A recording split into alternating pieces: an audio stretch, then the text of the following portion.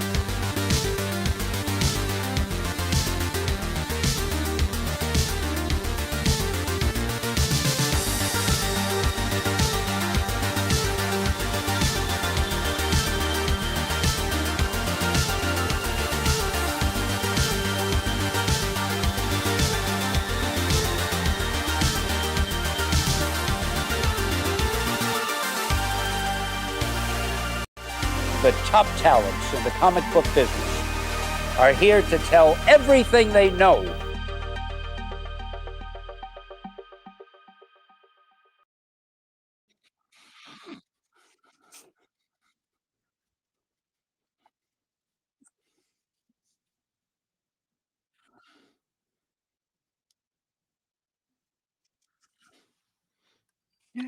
Which one of us is the gentleman? I'm doing fantastic. Yeah. Me and Shannon went to McDonald's to get our Monopoly. So we got 2 larges. We got 4 Pennsylvania railroads. Talking about blind bags. Yeah. Poor allocation. Poor allocation. Yep.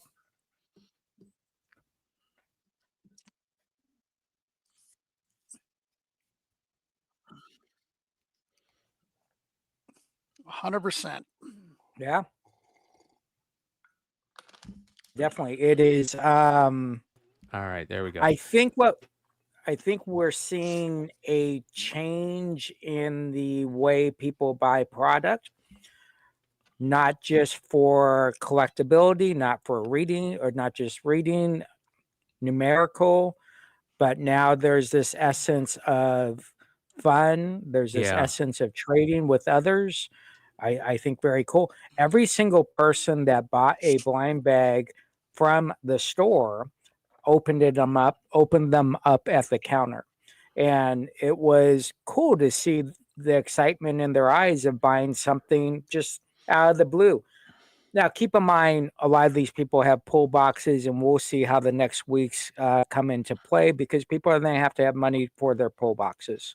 What's the, hey guys, is the secondary still $5.99 on these? No. What do you mean by that? Hold on. What do you mean by that? Okay. What does that mean? Well, I mean, is the market selling them for more than $5.99? Well, let me show you on that real quick, because before we hit on that, that's what I was curious about. How long it would take for the need to scratch that itch. Shout out to Mark for absolutely destroying on the top 10 lists this week. He didn't get his 10. He's always said it would be cool to get all 10, right? And he got 9 of 10 this week on the cover price hot list. I mean, look at that. So I would say that they are selling well. Raw near mint sales of bags, $25, you guys, on the secondary market. When we talk about secondary market, I'm not talking about comic stores. I want to see the prices. Go back. I want to see the prices. Well, that's what I'm keying in on. So, okay. Here we go. As high as $25. The normal value as of right now, $6 a piece. So that's still trending about MSRP, which is very good. For all the other ones, though, I mean, you could see raw sale of the foil version of the Chamber of Chills homage, $65. Foil version of this one, $100. Foil version of this one, $130. Foil version of this one, $50. Regular version of this one, $42. I believe it's regular. I mean, these are all. I only got the number 8, 9, and 10. Those are the 3 best ones I pulled. Nice. Yeah, it's kind of strange. Are they doing units sold or average sell? Both. Okay, because the number one selling cover is 22A. No, it's not even showing up on their list. So yeah, the number one selling cover is 22A. By far, it is. Which one is 22A? 22A is the one it had in the 5th spot with the witch on the cover. Oh, the Adam Hughes or the Dave cover, Stevens. It's Dave Stevens. Yeah, that's the best one. That's the only one I want. Cover A for my is PC. the number one selling by far on. Now I'm just using eBay, not using any other. Well, that's where they get their data from. So I want to see. Yeah. Let's take a look here and see if they give. Because you got to keep in mind. Well, they're obviously going to sell way more $6. Right, exactly. So this must be by value more than units sold. Well, it could be both. I think it's both. I think it's a mix of both. Yeah. Yeah. Well, I don't think so. Let's go take a look how Cover Price gets their rates their content, right? Yep. So should have a FAQ at the bottom, right? FAQ. Because cover B or cover Bs, the foil covers are 1 in 420s. So for every I smell Brian's handiwork in that. yeah, At Cover Price, we rely solely on real sales data from a variety of trusted online marketplaces to create our price tables. We gather approximately 25,000 sales each day, filter them by specific comic titles, assess the condition of each book. We are also one of the only companies to distinguish between professionally graded and comics. Our price guide is easy to use. Let's see here. How Cover Price assigns grades to raw and slabs. How Cover Price grades raw comics.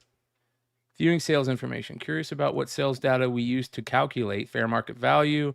We provide a full transparency by sharing individual sales and price tables. Simply click See Sales Details. How Cover Price determines fair market value. Huh. Why isn't price table? Does Cover Price calculate? It doesn't say how they put their hot 10, right? yep. That should be one of their main things that they put on here is how do we create our hot 10? Matt, Well, if you're Matt, if you're watching, let us know, brother, in the chat. So Oh, they're Hey, watching? All right. Then I won't insult them with a joke. Yeah. They didn't want to Mr. write eeny, meeny, miny, mo. Right. Mr. Roboto and Eggplant, thank you for buying your books from me. Everybody else, what the hell? No. I'm just Hey, kidding. maybe they bought them from Emmet. Yeah, maybe they buy them from Emmet. Emmet So, doesn't sell online. So I don't think that I think that is the trend of value moving up and down. It can't be units sold because the second, third, and fourth and fifth are foils, and they made what 1/10 of the regular probably covers. like- But amount? demand is always going to rule over rarity in a situation like this. Right. So I'm still saying 22A is the best selling color out of the lot, not the top 10. They- Doesn't they're matter. almost It's a good chart. looking at It's bids, too. it's 9 out of 10. Yeah. Well, when Right. Jesse makes his top 10 list and does it every week, we can use the Jesse method. But Well, right now, Cover Price is so here's the stating interesting what they. thing. Yes, here's the interesting thing. I just texted Matt. We'll see what he says. But the interesting thing to me is that this has been crazy. Like everybody is talking about it. Brick and mortar shops are selling them. Online retailers are selling them. I mean, every content creator has one or multiple shows on it. It's very interesting to watch, and I think that we're seeing Blind Bag Mania like really explode right now. I don't know if this will be the peak, but we're like really cruising right here. We have Right. this blind bag that just came out. We've got the Ultimate Endgame blind bags, like the DC KO books, the December ones that are coming out. Teenage Mutant Ninja Turtles. Yeah. Just It- FOC last week, Just- I think. Yeah, Yep. just real quick, Citizen, thank you. But Ivan is in the house. He is a ticket winner. Unholy Grail, yeah. Yeah, Third, there we have a second, ticket Congrats. winner. second or Second third, page. person that has No, we've had ties. four.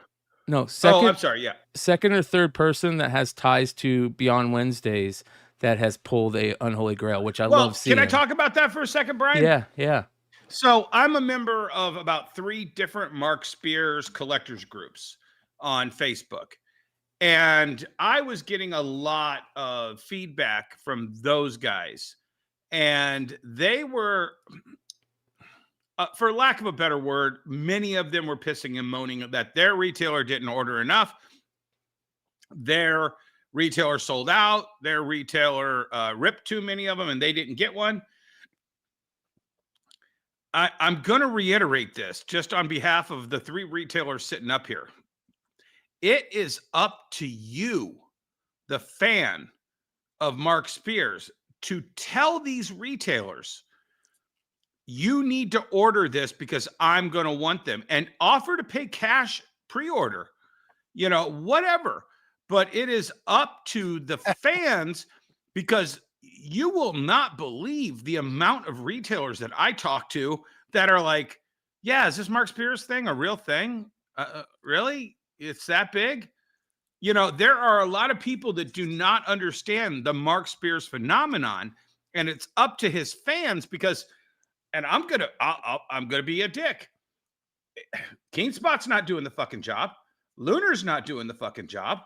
Okay, Mark Spears is one guy. He could only go on so many shows and spread the word, and we're just one show. You know, or Brian's 4 shows, or however many Brian does.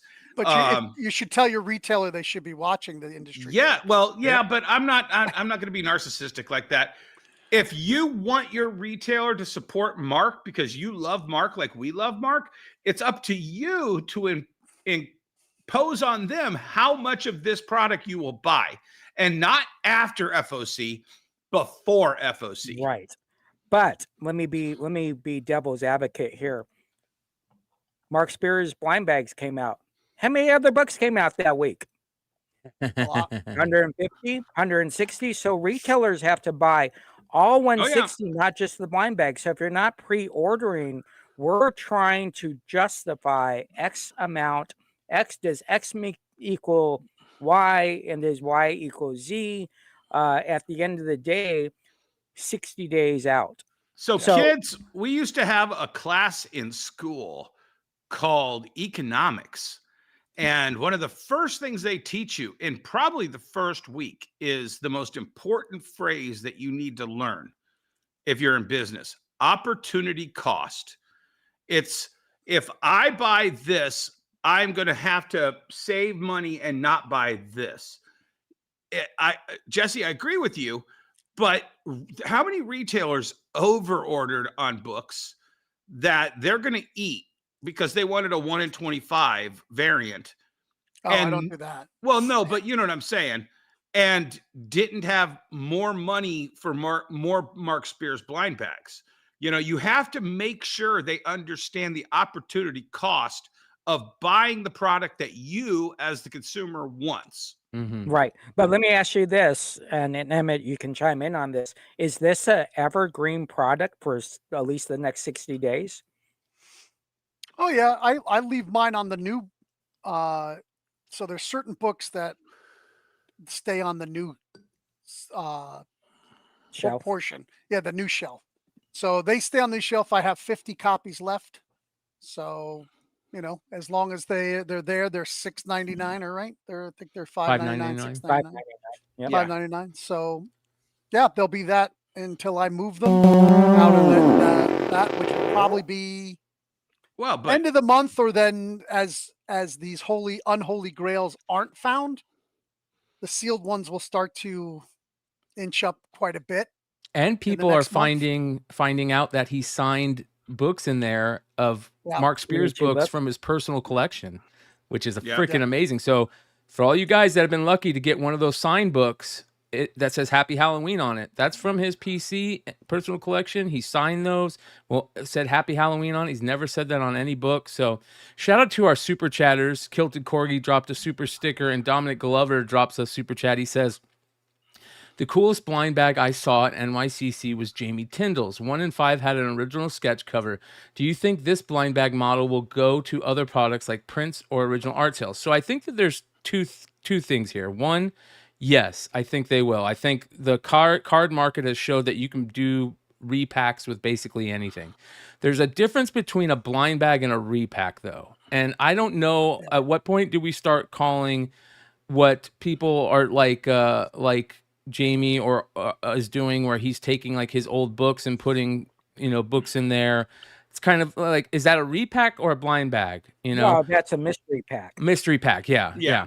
But I think that's the key though, about those sketch covers and stuff. You have to have cool stuff in there, like sketches, like Mark did with the books from his PC signed. You know, really, you have to have these search items, right? These things that people are really looking for. And that's the key to all of this. Matt just responded to me from Cover Price. He said sales volume and value trend are usually the metrics for the Hot 10. So typically it compares itself to last week's trends. When it's new, it's whatever trend it started with. So some of the Spears covers hit eBay at like 300 and then ended by Saturday at 150. The system looks at that as a negative trend and won't put it on the list. It looks for steady, consistent increase throughout the week till about Saturday, roughly. So a surge in value and volume. Now, you can argue that everything in the blind bags only costs $6 and everything should be hot, but each individual cover is measured by its own metric, specifically where it was and where it is by the end of the week. Does that make any sense? Right.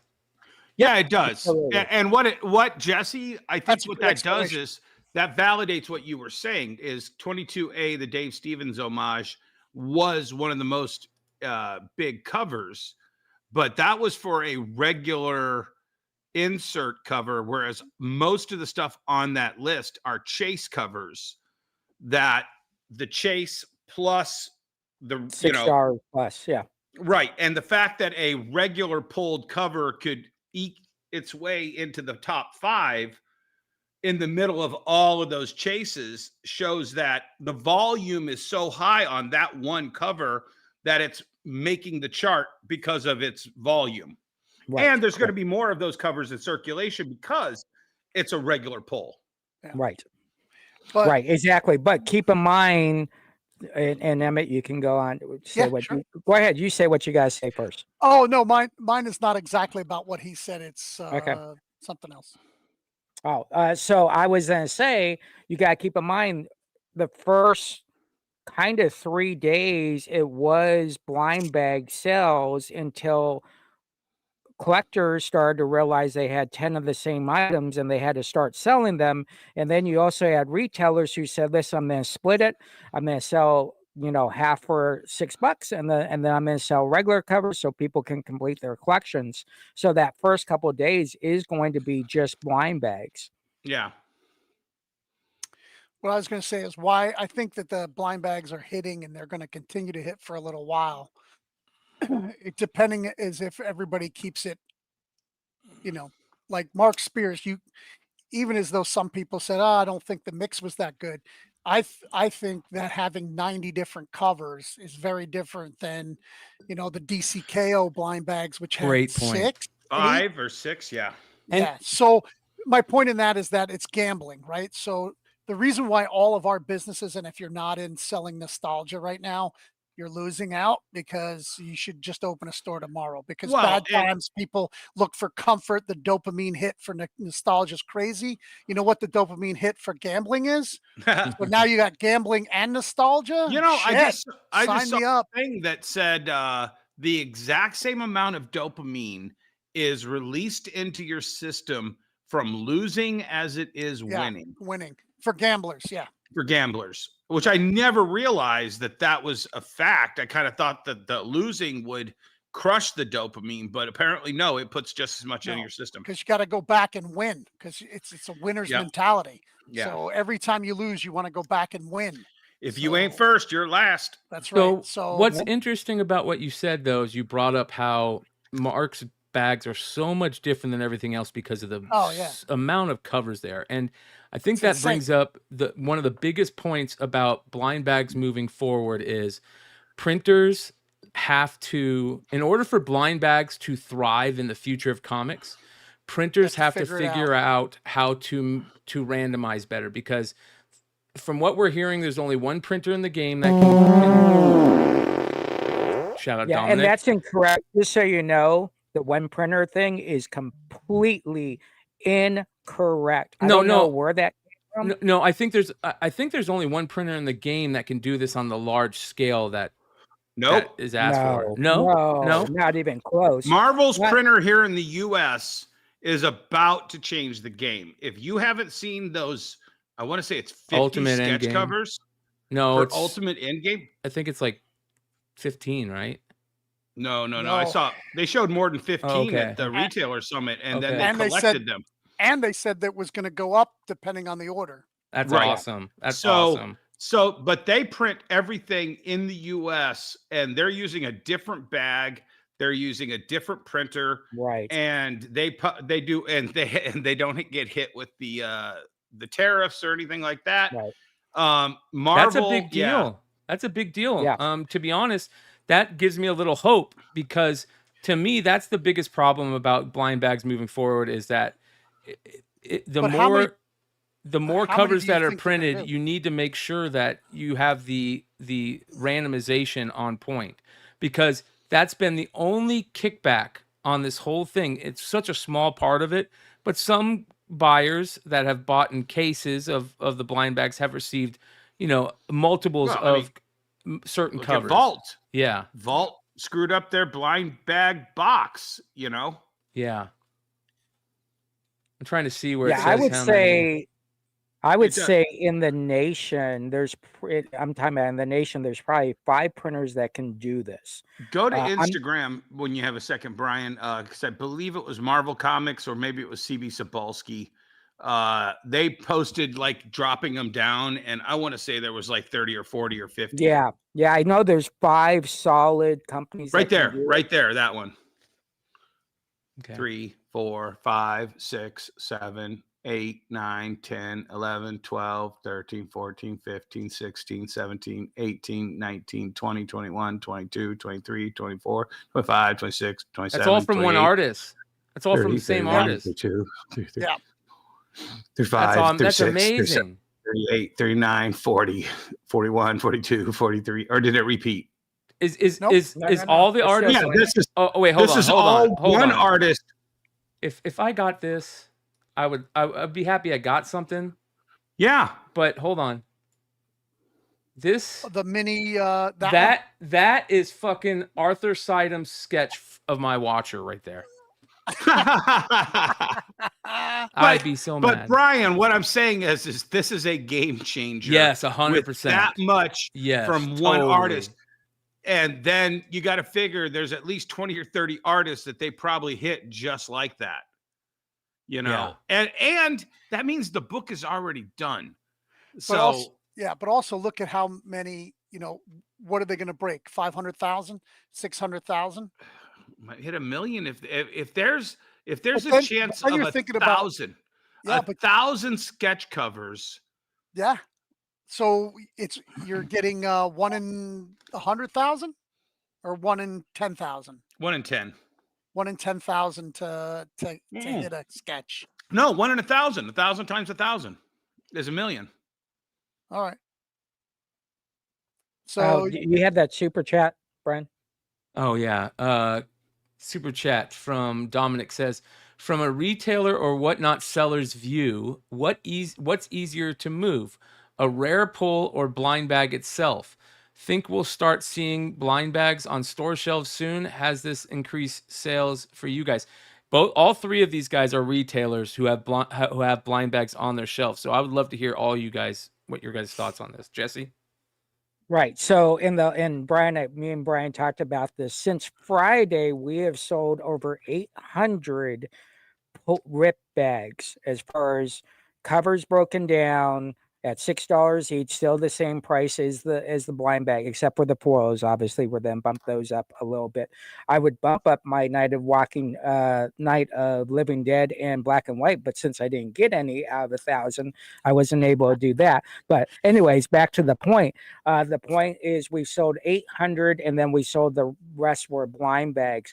So it is a good tool. We are talking to our customers. Hey, if you got duplication, bring it in. We'll trade you out for something that you need, because then we're getting a cover. We're trying to get 22 A's as much as possible, because that is by far flying off the hook. They're retailing at $850, so that's still a good bump for us.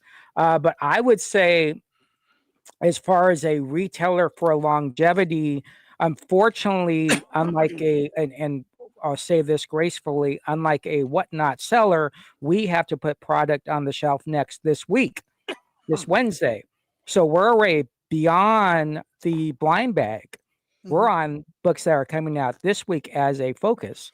And it's just like if a new collection comes in, the 3 of us are then focused on getting that collection out to at least get our money back. So I think we have to focus moving forward.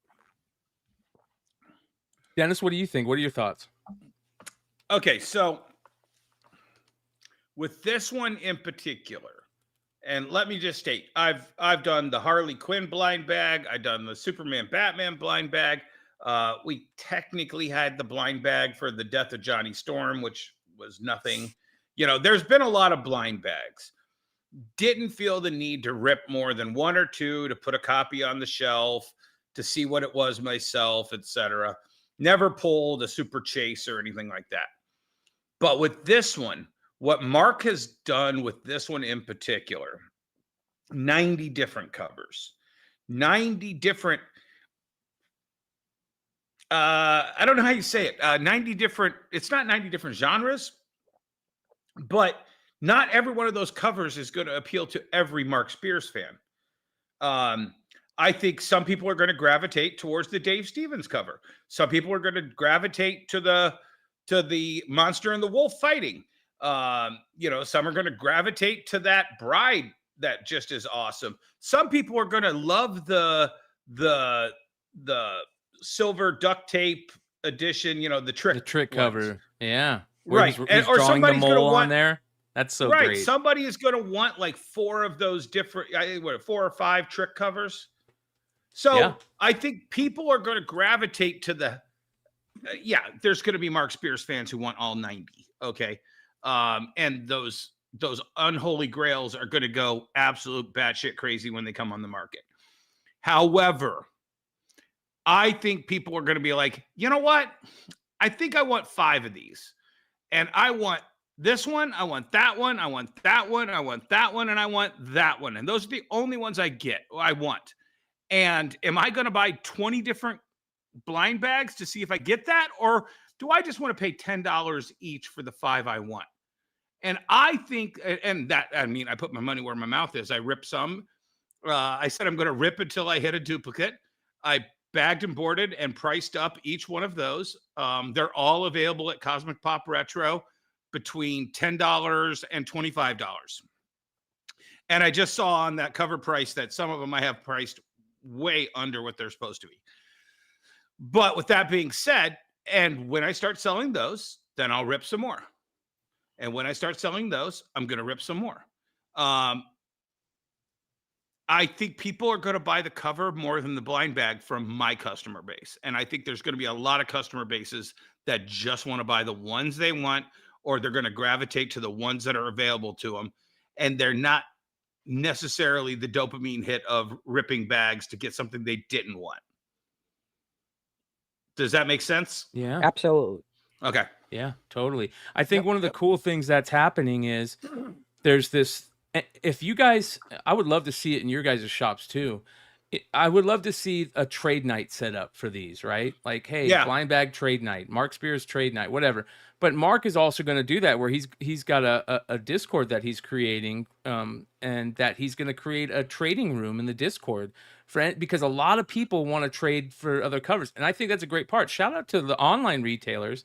So this is I'm going to come at this, and before I'm going to jump in between Emmet and Dennis, but from an online seller point of view, some of the things I'm seeing are awesome. Leg did something that I'm sure a lot of other retailers have done.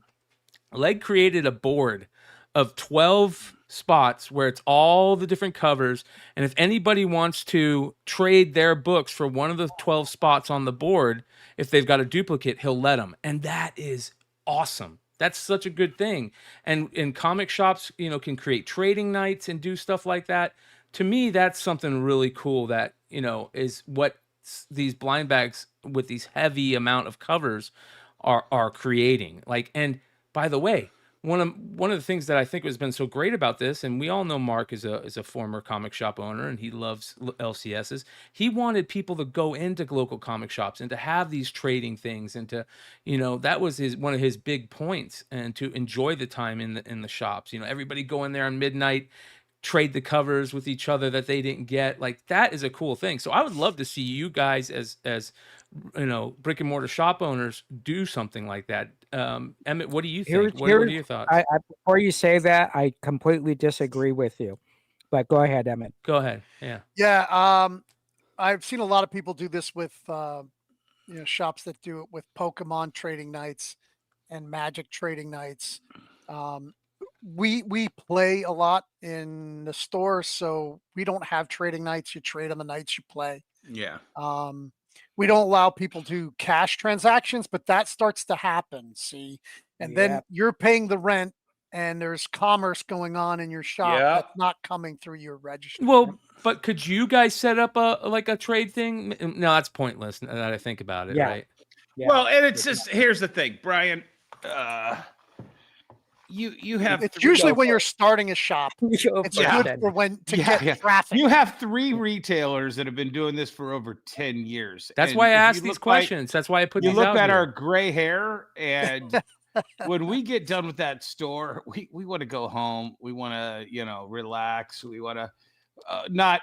And the midnight was cool. Everybody who ran. No, this is about the trading night stuff. The trading. It's one covers. more thing, but it's one more thing that we add to our plate. And these poor sons of bitches, they still got to do ordering. They still got to do processing.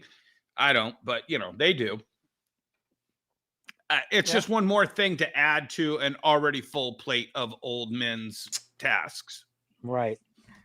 I mean, do you guys agree? Is it? Oh yeah. Well, my point is this: great customer service is given in the moment, not on my date. And so, if someone comes in today at 3:00 and wants a trade, I'm not going to say to them, "Oh, by the way, if you come in on Friday night, we have trade night." I'm going to take care of them now. And I think this is about taking care of customers right now in the store and showing your service and not allowing someone to be in your store. Imagine if, I understand the point, but imagine if a bad transaction goes between Johnny and Steve. Guess who's then be the blame?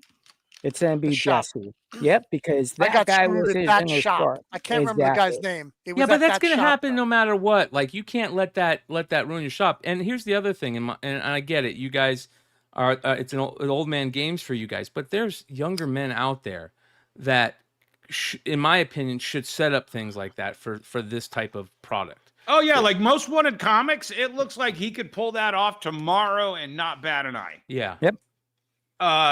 As an old man, he can have it, and I'll tell everybody about it. Yeah, I'm just saying, take care of your customer now. Somebody walks in. That's my point. Somebody walks in with 5 Mark Spears comics that they don't want from these blind bags and says, "I really want that one up there. I'll trade them." Yeah, I'll trade them right then off of my wall. Yeah, and also you can do a trade night, just put up a sign, but take care of the person now if you can. Yeah. Dominic with another $10 super chat says, Magic the Gathering has artist cards. Imagine 11 by 17 blind bags with a shot at an original cover art. Retailers and whatnot sellers, what would you price it at? How would you structure it? Same way they're structuring the bags right now. Yeah. Well, original art, what starts at $250, $300? Well, there's original art in these bags, right? Didn't we just see? I mean, I get it. It's not published art, but it's not published art. Yeah. Well, because published art to make the comic, and if they're actually using, blue board, blue paper, is twice the size of a comic book. So you can't really get that into a blind bag. Fold it. I think that the main key when you're talking about something is don't be the first guinea pig to put your stuff up. Yeah. You gotta let other people put it up. That's why you saw the. Well, that would be, but see, that's the way with what Dominic is saying. I see the entire business plan. An artist that drew 32 pages of comic books 32 pages to make this comic book. Take those 32 pages, insert however much you want per page, instead of just putting it in a portfolio and maybe only getting 100 for this page and 500 for the cover, and add up what that costs and says, all right, I'm going to put an 11 by 17 limited edition print in this pack. But 32 of you who buy these are going to get the original art pages that made this comic book. And the comic book is in there as well, Yeah, and I mean, we're talking about auctions, obviously. So if you're doing a mystery bag auction, who knows what the price could go for versus having it ripped and trying to sell it. Because at most, half of those people are going to flip those books out of 32. Yep. So they got and the thing is you can have different layers within that 11 by 17. Here's the art print. There's 100 signed art prints. There's 100 with remarks. There's the artist proof. Yeah, whatever. And number them all so that everybody knows how many there are. And maybe you make 1,000 of them and you sell them for $50 a piece and you made $50,000 and all you had to do is give away 32 pages of your original art. Yep. Interesting. So comics, the old timers that have been in the business for a long time and that are working for the corporations, and they've always wanted to be legitimate literature, but they could never get enough readers to come on board. So they've had to go to these gimmicks, which devalue the legitimate literature. When issue 9, that nothing's going on, it's a setup issue, there's still a 1 in 50 and a 1 in 25 and and now if you start doing blind bags for the whole, it's just gonna escalate before it stops, Emmett. Right. Yeah. And remember what happened. Dominic's ahead of the curve because everybody's going to do a blind bag for their comic and a sketch cover and an autograph. And after seeing what Mark did, everybody's going to try to imitate this on a smaller scale. Right. But this is like one step beyond even what Mark's doing. Right. Yeah. And keep in mind, we used to walk up to tables where the person would say, this is about a book about a guy who runs into the forest and gets attacked by chipmunks. And at the end of the day, ends up on a third world. They don't even say that anymore. I got this cover, I got this cover, and check out this cover. So see, and just to Marcus in the chat, this is for the artist to do. If you're going to go out there and make an indie comic, this is what you could do as the artist. Don't let some middleman jump in the middle and take a chunk out of this. Sell it directly to the customer. I think that Mark has really shown that in a big way, and that's something that we haven't talked about. Like, this is a great thing for other artists to see and say, like, you can really pull this off. If your product, is good, and you have a fan base, you can sell 350,000 comics. Well, like we had JTC on here, and JTC was like, hey, I wanted to do this, but they didn't have a way for that. So I had to do this and this and this. And immediately after he did that and was successful, everybody started doing it. Right.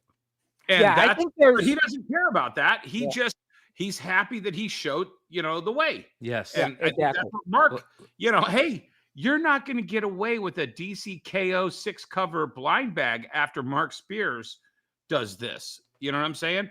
And clearly Marvel already was like, hey, hold my beer, Mark Spears. You know what I'm saying? Well, I mean, we'll see. It'll be interesting to see how many they sell of it. By the way, shout out to everybody who got on for the December Mark Spears blind bags. FOC was yesterday, I believe, right? Yep. Yeah. So we'll see how it plays out. It's going to be very interesting in the future of blind bags in this market, in this industry. Yeah, I just want to make a final point on blind bags. I how do you say this without? Well, I'm just going to say it. Lunar, you gotta hold people's feet to the fire before you have to take action. If you still have to take action, that means people aren't taking you seriously. Saying it once in one email and putting it on the top page is not putting it in focus in the person's mind. Don't do this. Yeah.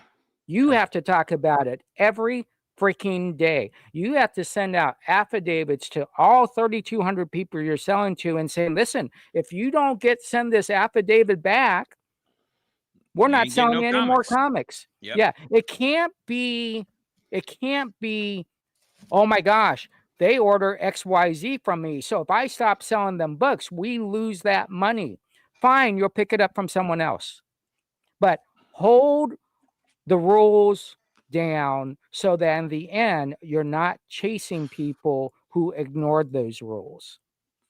That's all I have to say. All right. I want to jump into another one of our topics. That is New York Comic Con. We're 2 weeks out of New York Comic Con. Baltimore is going on. Oh, just happened.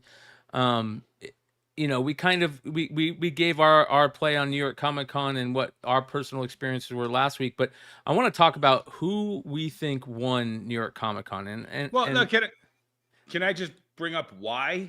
Yeah, 1 second. Let me get this super chat. Yeah. Heroes Reborn, shout out to John. He says, Mark Spears has changed the game with new comic books and blind bags. We are seeing a legend develop in real time. Couldn't agree more, my friend. Go ahead, Dennis. So, go ahead, Jesse.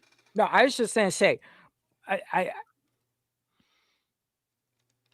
so you didn't have an idea. I don't think he changed the game. Oh, you're talking about Mark. He made it better than what people have done in the past. I think making it better. That's changing the game. That's totally changing the game. I know. I'm saying it's he moving changed the needle, changing the game. But however I you think want to. he changed it much better than the traditional people that bumped it up before him.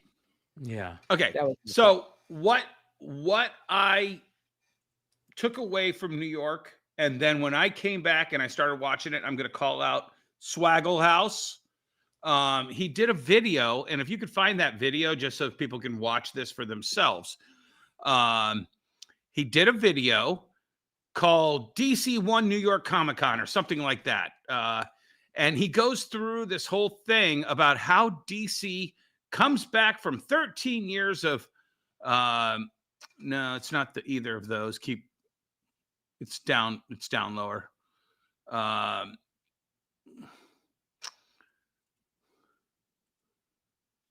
DC, I think it was the DC Archives one, where he goes through and he's saying, oh, they did this and they did this and they did this. And oh man, they definitely, and I didn't even see Marvel and blah, blah, blah, blah, blah.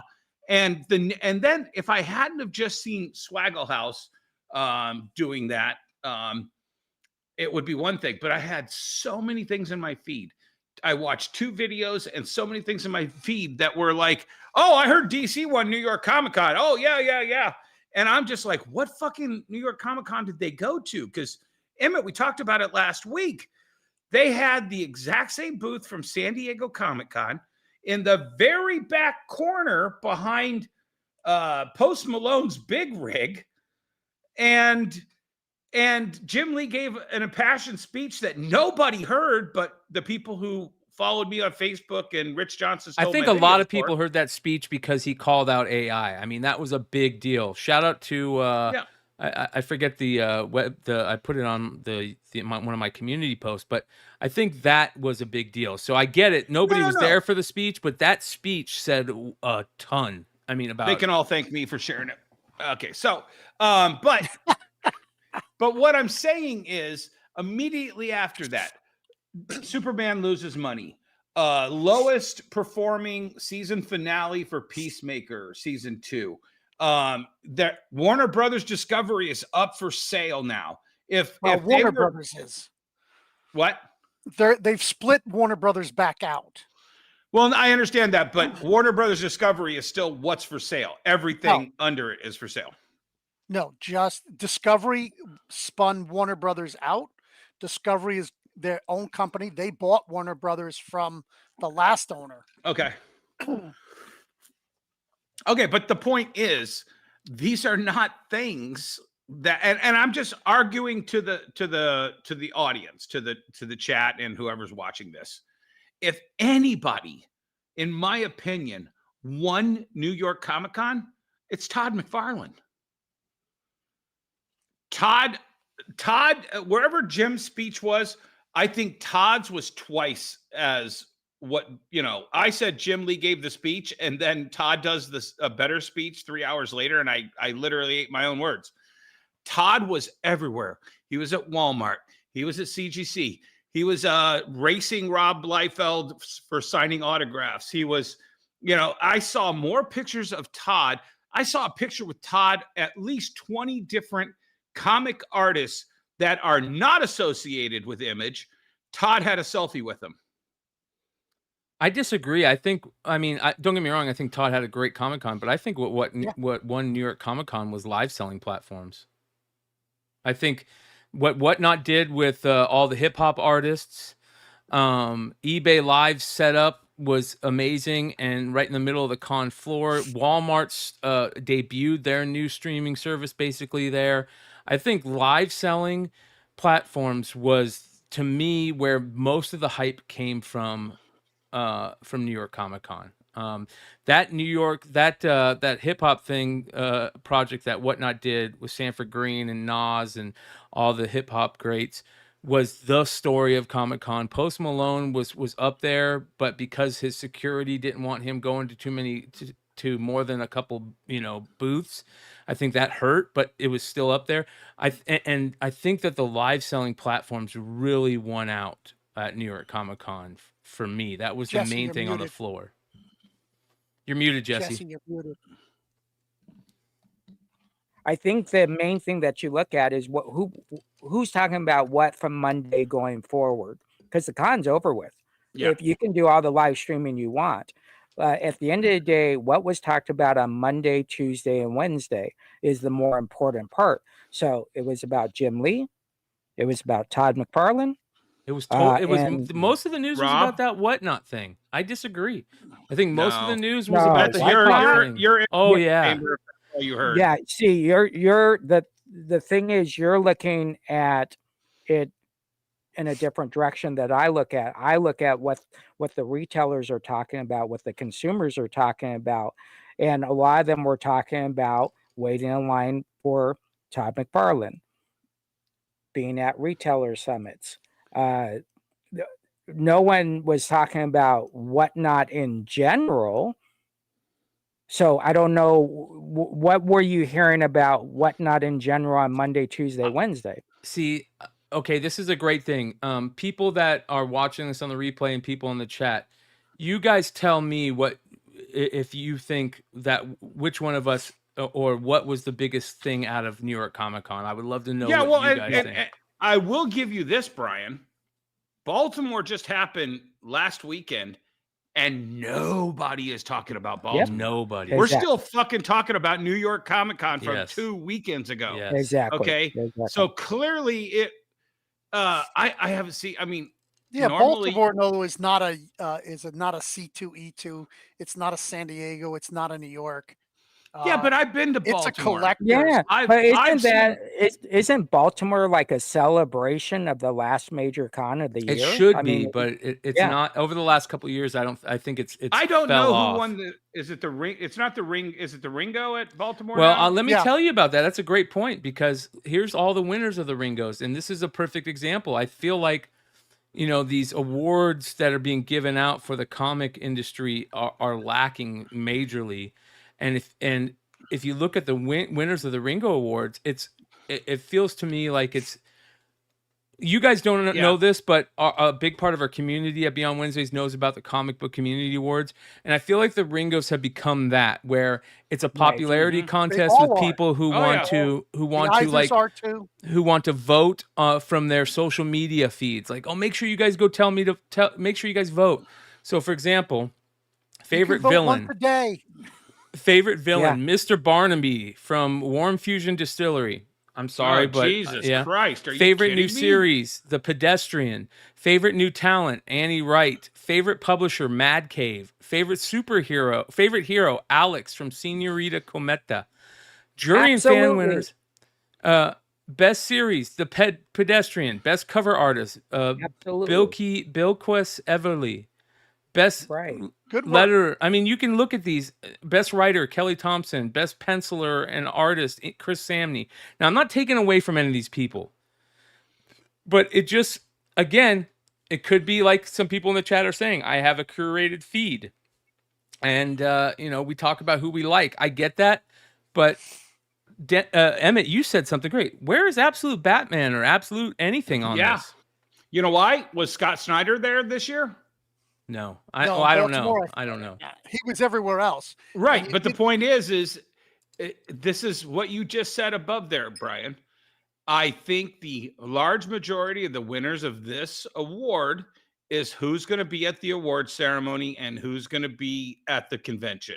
Right. And it's an echo chamber inside of an echo chamber, because I'm sorry, the fact that Scott Snyder is not all over this, as he should every year. Joshua Williamson. Joshua Williamson. There's so Is many. he even nominated? I don't know. They have best cartoonist as Eric Powell. I could see that because Eric Powell is a great cartoonist, and he goes there every year. Last year? But he wins every year, right? Exactly. Yeah. And he goes to Baltimore every year.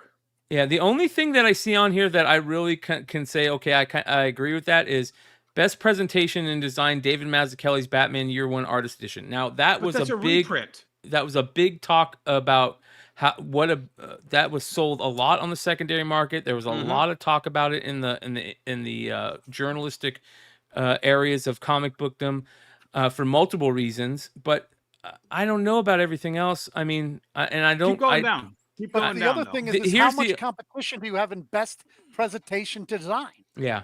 Here's something that I will say that you can't not agree with because they're great. Dick Giordano, Humanitarian of the Year Award, Stan Sakai. Stan Sakai, great man, great legend in our industry. Any award he wins, I'm cool with. Hero Initiative Lifetime Achievement Award, Kevin Nolan. Love Kevin Nolan as a creator in this industry. I don't know much about his humanitarian stuff, but if that's what they chose for him, great. I couldn't tell you on that.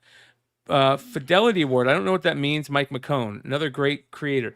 I don't know about this stuff, but I feel like every con now has their own awards thing, and that it's drowning it out. It's drowning it out. When we started my convention, Detroit Fanfare, we immediately did the Sheldorf Awards, and we did it for 4 straight years. It was what we felt we wanted to do to be, like these guys. But we allowed all the people to vote on it, and people, people who weren't there won awards, et cetera, et cetera. So, I just think these awards have to be more relevant based on sales, and there's nothing that really is resonating like sales numbers. No, I only knew one item. That whole list that Brian was reading off is one title. I knew what it was. Well, there's one title I knew there that I never sold. I brought some in, but that it didn't sell for me, was The Pedestrian. And I've heard a lot of people talking about it, how great it is, but same thing happened with me. For 5,000 people. My first year of owning a store, I was told you have to order the Sheriff of Baghdad. I think that's the Thief of Baghdad. Was it Sheriff of Baghdad? No. It was the Sheriff of Baghdad. It was Babylon. Sheriff of Babylon. I don't know what it was, but Something it was like that. And it got the Eisner that year. And I was like, oh man, we should probably highlight this. So I think I still have some of those. I had every copy that I bought on initial.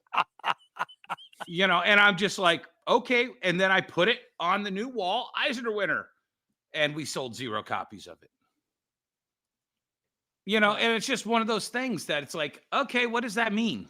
Yeah, I think that is for that group of creators to hang out, but I don't think it's really relevant to, it wouldn't be relevant to the show. It's not relevant to technically the comic book community. Yeah. You know what? I'm sorry. Hold on. Citizen Zero just hit it. I agree. Tiny Onion is everywhere. Yeah. He should be winning everything, just like Scott Snyder. Yeah. Here's something interesting for both of these conversations. For New York, and I saw some people talking about in the chat, I think the winner, there was a couple winners also that we didn't talk about. I think Boom Studios did another great job at New York Comic Con. I think they were awesome. And what they pulled off, showcasing new artists, their booth was amazing. Everybody talked about their variant pack that they did. Another thing is, I think overall, who won was the comic collector, because New York Comic Con was amazing to me as a collector, a fan of the industry, a fan of the hobby. It was an amazing con. And the vast majority of the retailers that I talked to there, KRS Comics, Heroes Reborn Comics, the vast majority said it was their best New York Comic Con ever. And here's the other crazy thing. At Baltimore, Multiple people have said it was their best Baltimore in sales. Here's Phil from Vintage Comics and Toys, who we love over here on Beyond Wednesdays. He made a post about it. Great news, we broke a record for sales at Baltimore Comic Con, and I got a couple leads for a couple personal. Yeah, there's audio going out. Hold on here. 1 second. All right, here we go. Collection news, we broke a record for sales at Baltimore Comic Con, and I got a couple leads for a couple personal collections, and stay tuned, we may have some stuff for you later on IG. Great news. So that was pretty interesting, and he showed people, buying a lot of crazy stuff. He sold an X-Men 1, he sold, first Doom, he sold a lot of big books. And that's another thing that I think was very interesting. I saw, John Heroes Reborn was next to Billy Bombs, who's in the chat, and it was nice to sit there and watch all the deals go down for these bigger books, for these Golden Age, Silver Age books. It was that was a big part of New York that we didn't talk about that I think is very interesting. And I would love to hear from the other retailers who were at Baltimore. Was Baltimore a big year for you this year? Because that's what we really need to know, right? Was the sales I there? know Comic Logic on Instagram. They always go to Baltimore. He's a buddy of mine. I'll have to hit him up. Hell yeah. So I didn't see that he posted anything. There is a lot of stuff that happened in Baltimore for like news for like spec and stuff, mainly based on TV and movie spec, which is interesting. That's pushing a lot of sales, but I have to admit with you, Dennis, I don't think DC or Marvel won New York Comic Con at all. I think what was very interesting is that they both, DC and Jim Lee's speech about no more AI in comic books has forced Marvel to a couple of days later. Yeah, a couple days later, come out. Shout out to CB Cebulski. We've heard things, behind the scenes about, they're in the same way that they're not gonna mess with that stuff anymore. So that'll be interesting to see where that lands. And we might look in the future and say hindsight is 2020. Can you pull up that article? Can you pull up that article that Jesse shared right before the show? Yes. The ICV2 article. Yeah. So and like I said, I'm not trying to take away from Jim Lee's speech or DC coming back to New York, but this is the title. Go back up to the title. I just want to read the title. DC gains market share in hot summer. Okay, first of all, we're in the fall right now. So if it was, that important, you should have read. Well, that quarter just ended.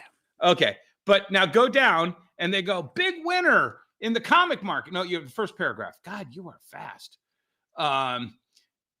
DC went from 25 to 29%, a 4% increase because of Absolute Batman and blah, blah, blah. Now go down.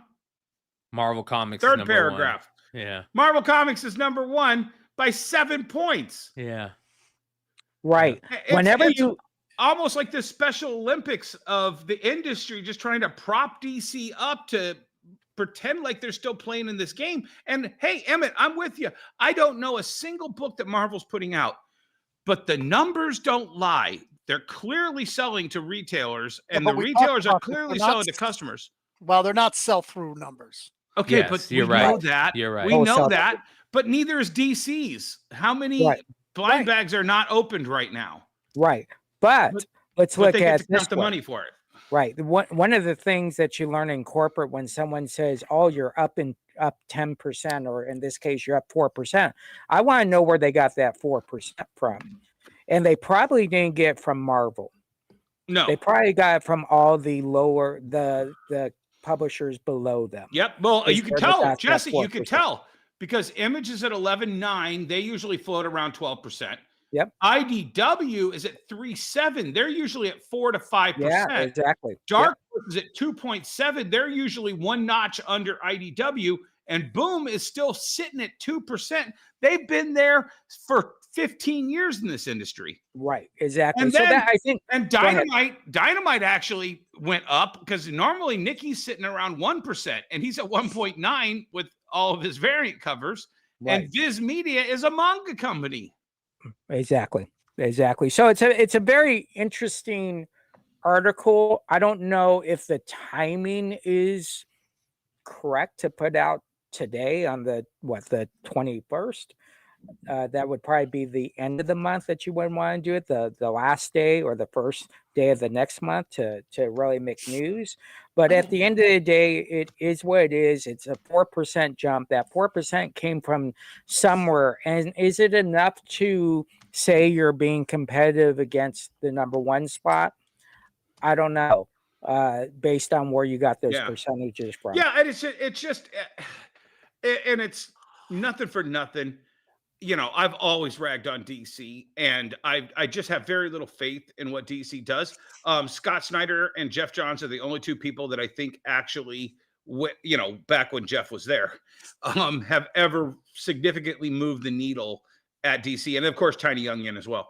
But I don't see DC trying. I see DC trying to maintain, and they let Scott do whatever he wants because he sells. But name me one other name over at DC that's trying to move the needle. I just don't see it. Yeah, I also think that those absolute Wonder Woman, Green Lanterns, Martian Manhunter, those sales are coming from absolute Batman. Yeah. If they and I would argue this. If Scott Snyder took a 2-month break on Absolute Batman, all of those Absolute sales would tank. Without, well, I don't think it's known or out there as an actual, but I think he's kind of being the editor over the whole Absolute universe. No, but what I'm saying is those are coattails sales. You know, Superman, Martian Manhunter, Wonder Woman. If it weren't for a super didn't work awesome, for Marvel for X-Men when it didn't work for Ultimate either. Hickman was doing the Krakoa one, and then all the rest were being done by other people. But then Fractions Batman, I don't think has the numbers. I think it did really good on issue 1 because everyone had hope for it, but I've heard a lot of bad things. I was one of them. I didn't like it, but but that's flavor. It was well written. Yes. It just wasn't for me. Yeah. The art I thought was fantastic. Jorge Jimenez the art did was it, for me. Yeah, the art was for me for sure. I just didn't like the direction they were taking with what they were doing with their universe. But here's the thing. Tiny Onion, Fraction, Hickman, these are acquired tastes. Grant Morrison. I know they all went hot and cold. There were people who loved them and would lie in traffic for them. And there were people who immediately just tossed the book down and said, I do not want to read this. It's garbage.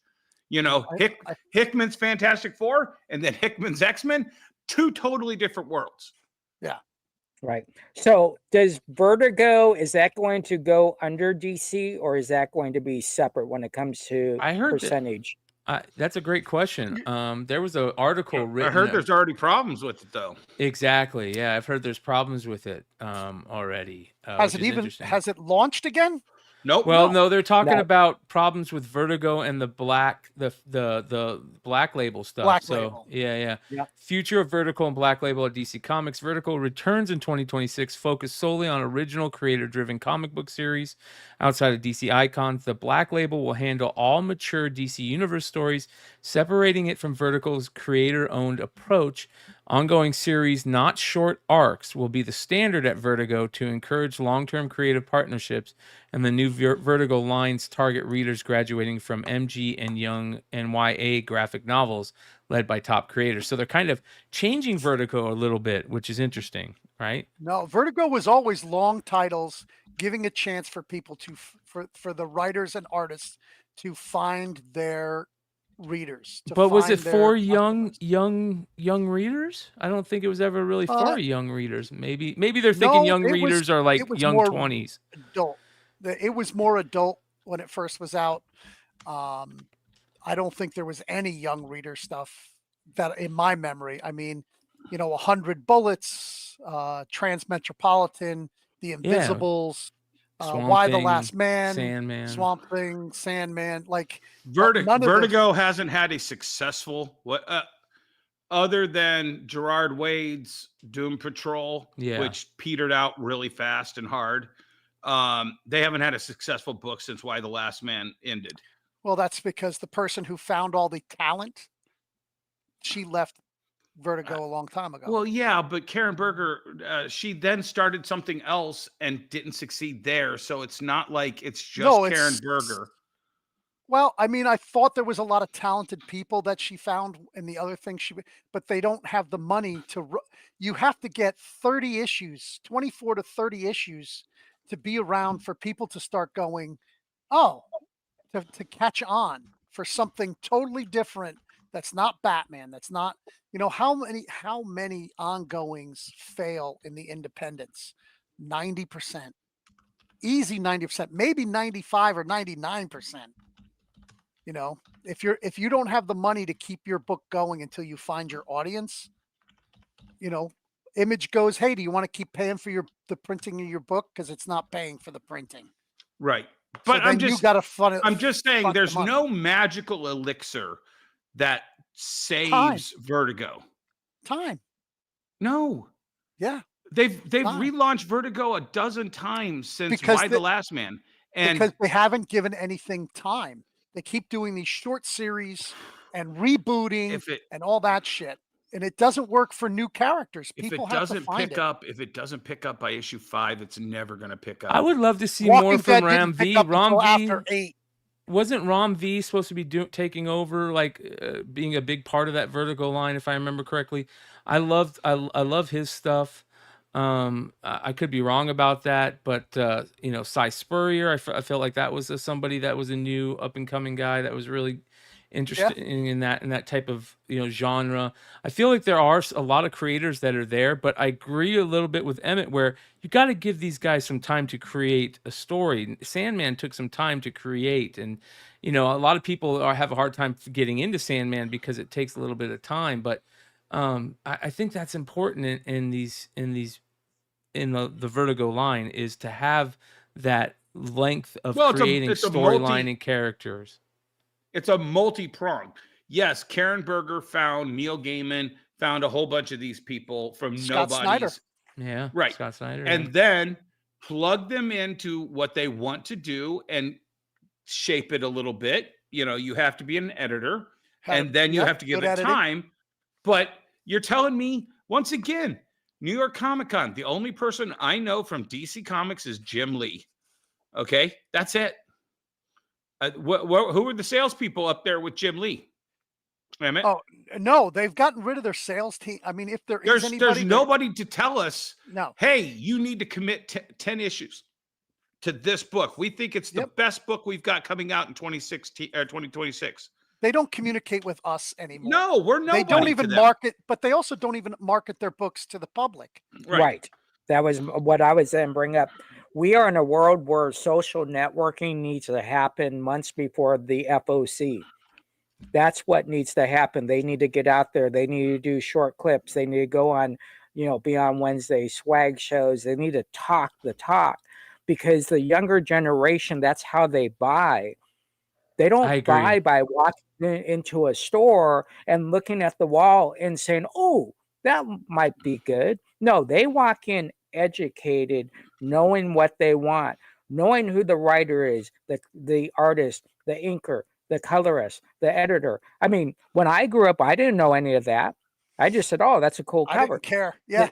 Yeah, this new generation is very, very smart. And if you don't reach out to them, you are not going to sell books if you got a new book coming out. And I think that's a great DC. That's a great one of the things that made Mark Spears so popular was he owned a comic shop, talked about how much he loved comics, the comics he loved. That's not an advertisement. That's a connection. People love the connection. I'm telling you, I don't know how many times I've said this, but I've had interviews with guys with books coming out. They get no views and nobody cares. And reviews of comic books move the needle zero because the book is already out. They have to get connections with the people that are buying comics. Amen. And let them know what kind of person you are. Maybe you just love making art. Maybe you're the artist, you're not the writer, and you just love making art. You came to comics late, or you never expected to be in comics, but your art is amazing and it's where your art comes from. Maybe it comes from art history or something like that. But people want to know this. That's what they like to make all these connections. and that's what excites people about getting a book. It's not about, oh, well, I have a new book coming out and they've been on 9 shows and said all the same things. It right. just And doesn't keep move the needle. and on top of that, Emmett, if someone comes into your wall and you start talking about one book on the 90 issues that came out that week, we need to be able to talk about a vast majority of them. Yeah. Couple of things from the chat I want to recognize. Shout out to Dominic again with the $10 super chat. He says, speaking of connection and networking, you should check out Original Art Expo in Florida. Marvel card art from the 90s sold for $18K. Wildest comic art sales I've seen. Retailers' thoughts. We had Nasra on. Was it Nasra? I believe is the first name. Gambari, I believe. I might be messing up your name. I apologize, brother. But we had him on. He was a great guest on our Wednesday night show. We're gonna try and have him on for the OAX again. Big fan of comic art fans. I'm also a real big fan of a new website called sniktd, which is the SNIKTD, the Wolverine, term, .com, which is a great new original art web page that is excellent. Go check it out. I'll drop a link in the chat. But yeah, I think the original art is a fun part of this hobby. Next, I want to shout out Heidi McDonald, who's in the chat. She said, did you guys ever wonder if Vertigo had ever been for young readers? And I think that's a good point, because now that I think about it, when I got into Vertigo, I was in high school. It was Sandman, it was Preacher, and that was the when I got into it. So that's why I said, when we were talking about it initially, that maybe Vertigo was for the young readers. And I think when they say young readers, they aren't saying 5 and or 10 and 12-year-old. They aren't saying 10 and 12-year-olds. I think it's the ones graduating from YA. Yeah, yeah. 15 to 25 years old is that place for Vertigo. And I think you're right on that, Heidi. So yeah, I think it's just like us growing up. We wanted Epic. We wanted First Comics. We wanted those titles that PC and Capital. And for a certain generation, they loved the Marvel Knights because it was edgier. Yes. And I know a lot of 16-year-olds that started with Marvel Knights. Yeah. Marvel Daredevil. Max. Yeah. And then the Max. Yeah. Yeah. And I think one of the reasons why OAX was very successful wasn't because the actual con was going on. I think it was because people like Swag, Comics Den, a lot of these YouTubers went out and really promoted something that traditionally original art people aren't out there on YouTube. They're that older generation. They're there to spend 50 to 100,000. Right? I think, and have someone else talk about it. You're right. You're right for a big part of that. But I think that's changing with shout out to Mike Hansen with snikt.com. He's doing a really good job of changing that. If you guys have had any chance to see the panels at San Diego or NYC or New York City Comic Con, or have seen the original art shows that we've done with Dinesh and Mike and Nasra,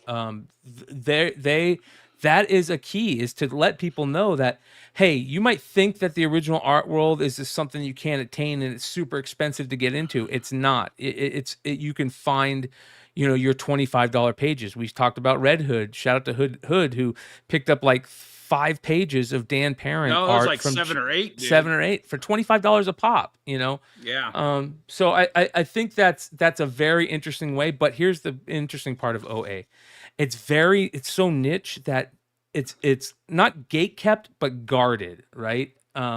It's guarded, and you have to kind of get in there. Again, if there's any mods in the chat, drop Mike Hansen's site, snikt.com, in the chat for everybody to go check out, because I think that's a new place for them to jump in.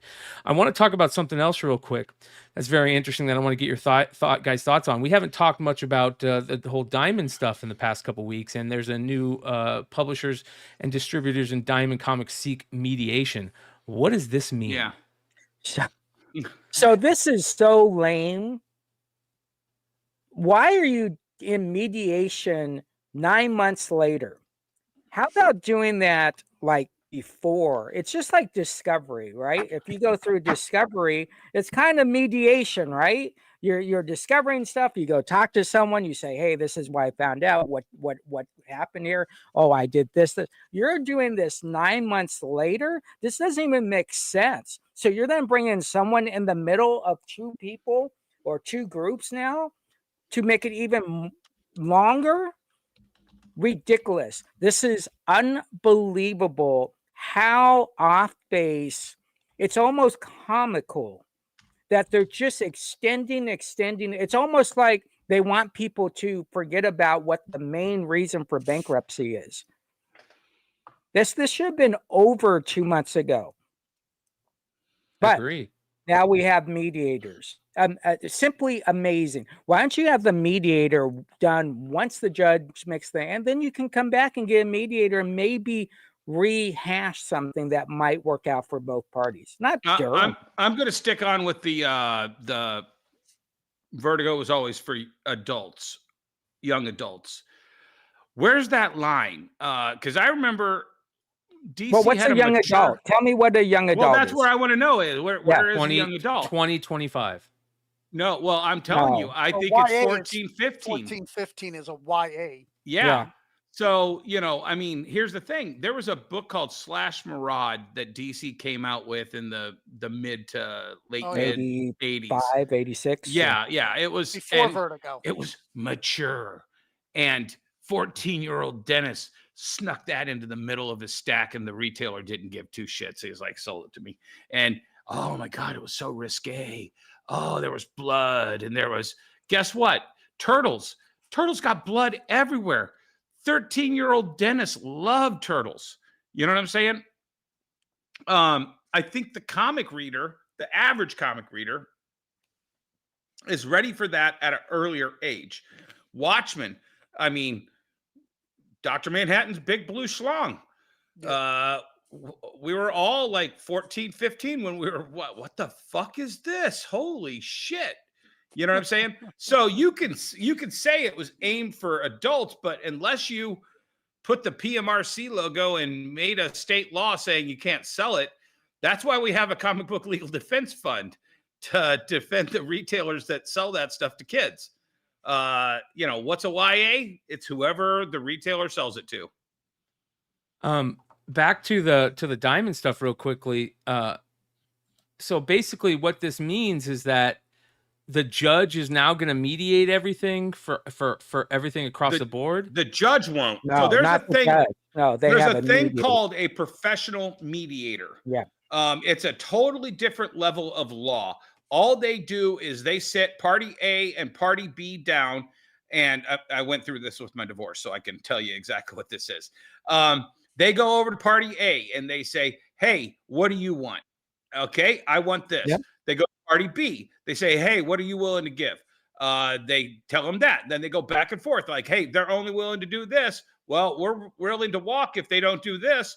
Okay, they will only go to here. And back and forth until that mediator gets down to the last couple of details that nobody can agree on. And then the mediator basically says, I think their hands are cleaner than their hands. I think their requests are more legitimate than their requests. The law says that they're entitled to this and they're entitled to that. And I make the decision of this. Then it's still not over. Nope. Then he decides, or he or she decides what the finale will be. And then he takes it to party A and he says, I've decided on this. Are you good with that? Yes. Then he takes it to B and says, are you happy with this? And B can say yes or no, but unless it's, and if it doesn't do that, it's going to go to binding arbitration, right? Which then it's just like, yeah, I read the mediations report and you're being unreasonable. And I see everything that these people are saying here.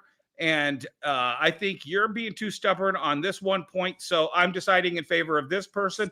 And that person could take a 45-45 split that you're only fighting over 10%. And that binding arbitration could totally decide 100% in favor of this person. And it's all wiped away. Yes. bankruptcy, it's going to be a little bit different because when he goes back, he's giving his, or he or she is giving his final conclusion. The judge still has to make a decision on his final conclusion, but simplifies it now. Yeah. Right? It's simplified. I would be very interested if the mediator has to speak to each publisher separately or can still go as a group. That would be very, very interested in this. But the whole point about this, it continues to extend and extend and extend. And at some point, the end game has to be no one wins, we move on, and sorry, we wasted everybody's time for 9 months. And you can also tell this is no longer trending news. Yeah, look at the chat. The chat's sick of it. They're over it. It's not trending anymore because no one cares. Yeah. I want to talk. You know what though? I'll argue there are people who care. All the people who have their life's blood inventory sitting in that warehouse and they can't get it and they can't sell it and they're about to lose it. And those people do care. And they are just as much part of this industry as all the other aspects of it. I have no problem keep discussing how cubic zirconium is trying to fuck over our brothers and sisters. Right. I have zero qualms about continuing to remind this industry they have an obligation to take care of those publishers, and they need to put that pressure on cubic zirconium from doing the shit that they want to do. Yeah. Right. And keep in mind, when I say it's not trending news, that's immaterial to the bankruptcy. Right. It doesn't have to trend. That's not going to change the perception of the judge in the end. I'm just saying the consumer does not want to hear about this anymore. So Universal at the Comic Con said that they had paid off everybody that Alliance owned. Yep. Alliance owed. Well, Alliance was profitable, so they probably didn't know that much. Right. Well, they probably had consignment. They still had consignment. Yeah, but you're talking about consignment on stuff that sells with over at Alliance, most likely. Not all board games sell. There's a lot of stuff that sits. Well, you saw Pathfinder Paizo was owed a lot of money from post bankruptcy, and that would have been under the Alliance Games, Diamond Games umbrella. I want to talk about Filbo real quick because Filbo Publishing, I believe, Emmet, you started getting your shipments. I got Filbo. my first ship. Yeah. Yeah. I got my first shipment. Let's talk about that because that's very interesting. Yeah, I felt it. It's hard to keep track of how long it was. It felt like it was longer than it should have been, but I don't know if I FOC'd really early and the time was different.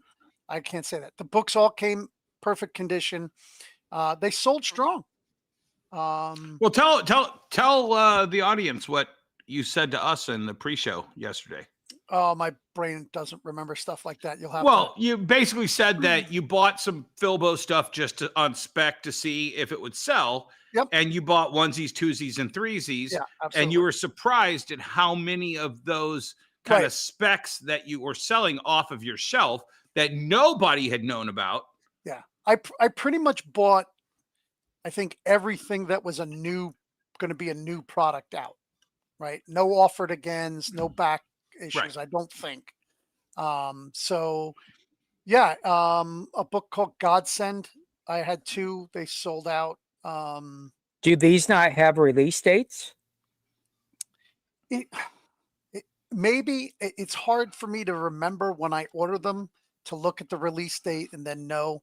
All the books came at the same time, so I figured they were all good to release when I got them. A lot of the fulfillment is stuff that has been released through Kickstarters and things before. Okay. And then there are new launch titles that will be kind of interspersed with that. I got to go over to Filbo's booth at New York Comic Con, and it was, they weren't in a publisher or a small press area. They were attached to Hot Flips. And, so it didn't really give out the whole vibe of who Phil was, other than he's an independent publisher and distributor. And he was selling, man. He was selling books, hand selling. I just like the guy, and I don't want to see him get kind of swept under the rug because he's not playing the Ringo Award game, or whatever. Yeah. So, I mean, the books did well. I think because they were stuff people had never seen before, publishers they'd never seen before. I was very surprised at the quality of some of these books. You guys know, like, the real independent stuff, what it, usually looks like. Some kid whose dad has a lot of money and the kid has a comic idea and he artist, like, doesn't know paneling it. Like, that's a lot of the independence that I remember. These books were fucking put together. Yeah. You don't want to mention any of those books' names? I'm joking with you. I wish I could remember them. Because I was going to say, you have to be able to, they have to make an impression. I'll tell you what. Yeah. They did, but names just don't stick with my brain anymore, really. Like, old stuff I can remember, new stuff just is gone. I'll bring some next week for the ones that I thought were really impressive.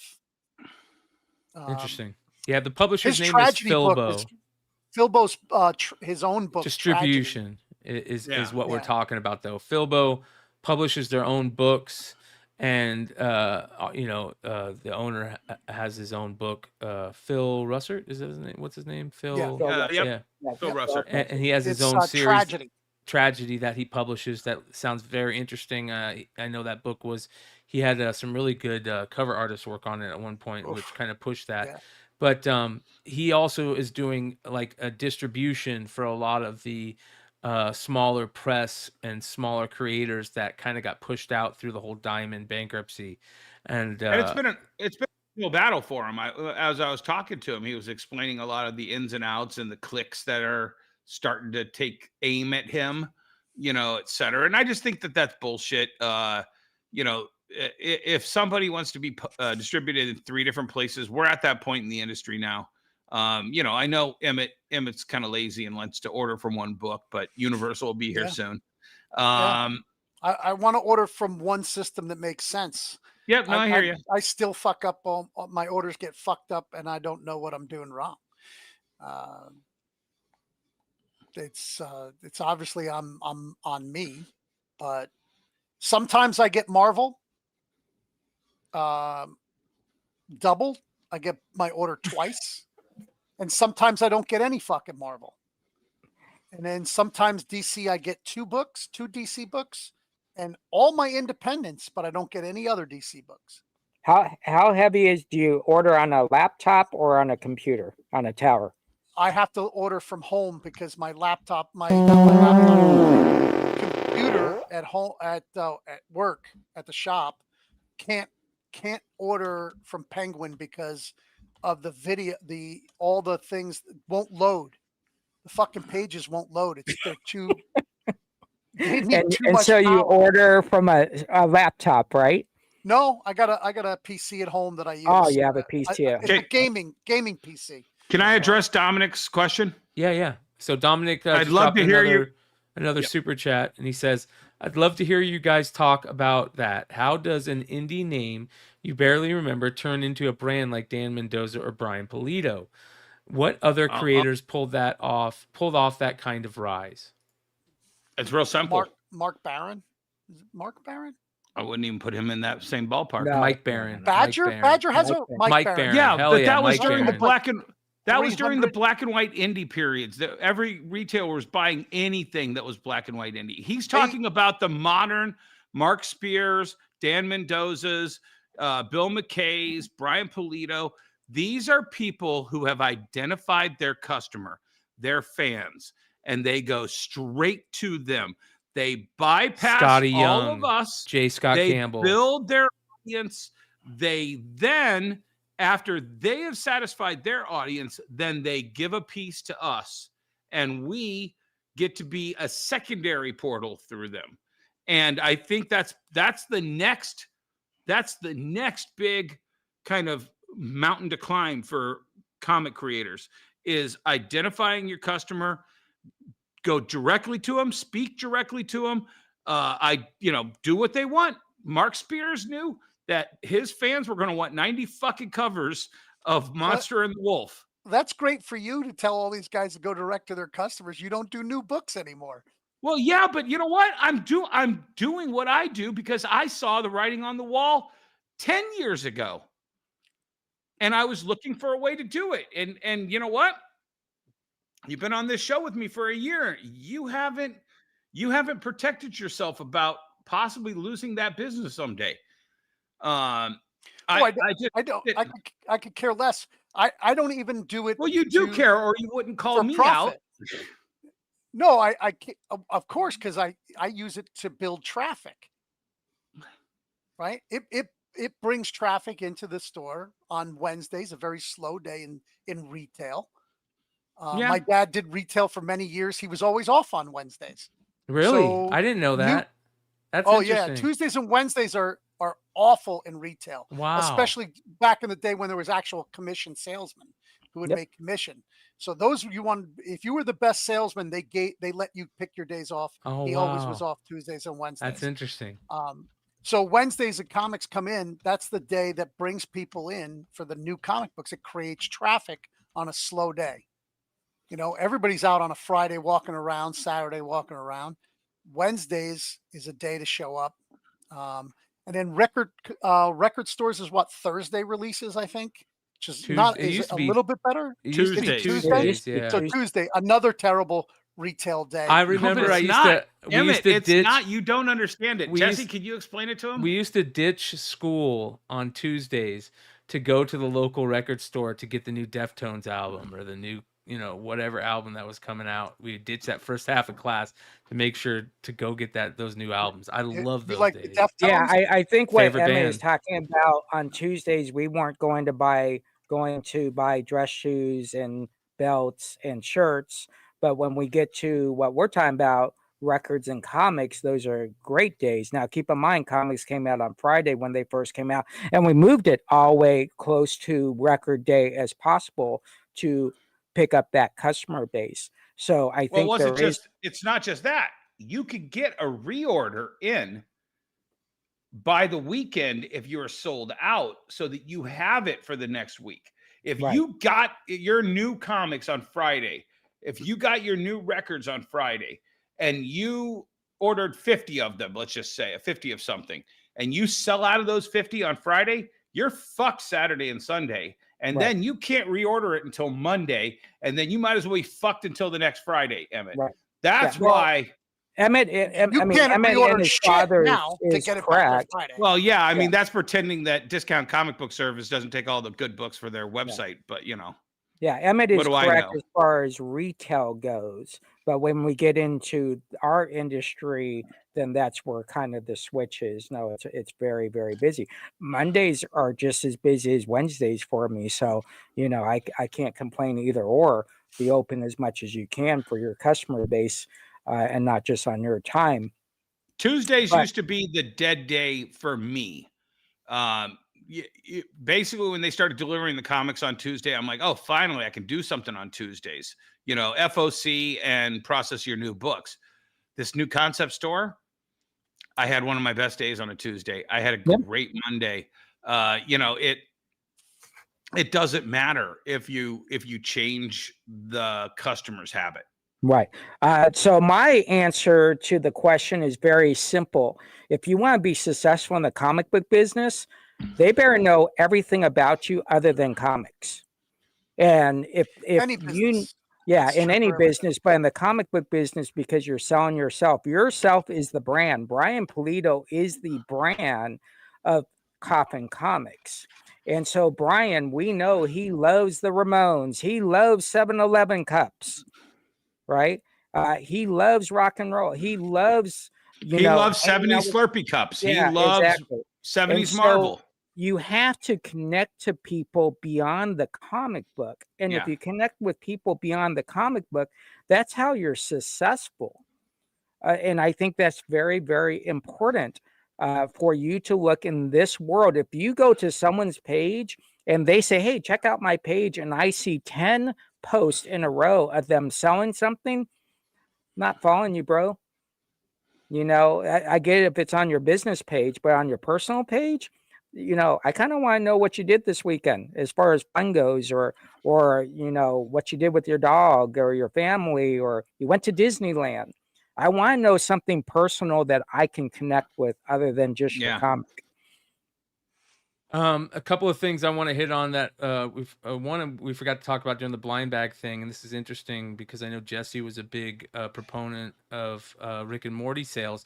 Rick and Morty is getting ready to end at Oni, and they're doing this funny, little shot at all the blind bag craziness called Blind Bag Less, right? And it's basically all it's the final final part of the run where Morty is chasing Rick across all the universes.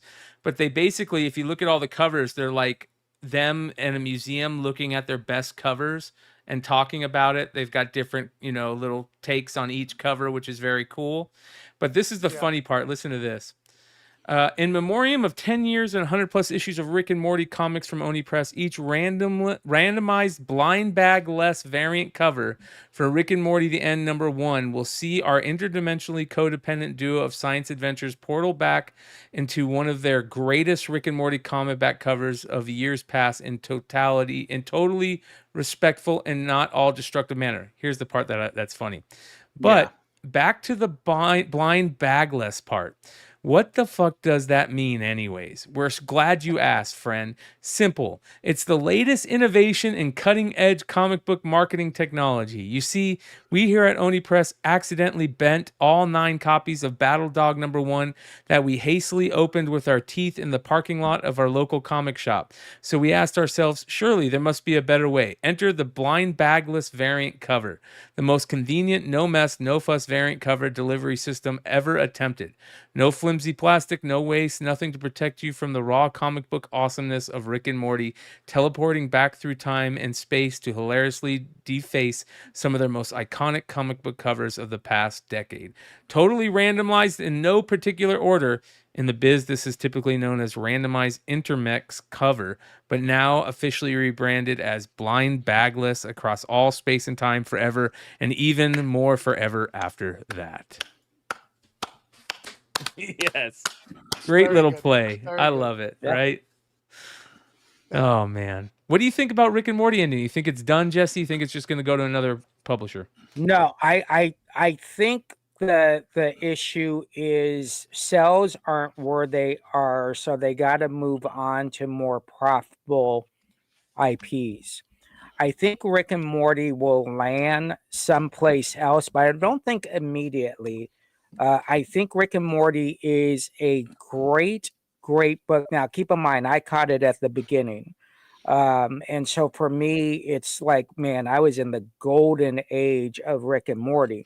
Doing 8 issues straight of Rick and Morty was awesome for not just my consumer, it was awesome for my brand to be able to do Rick and Morty.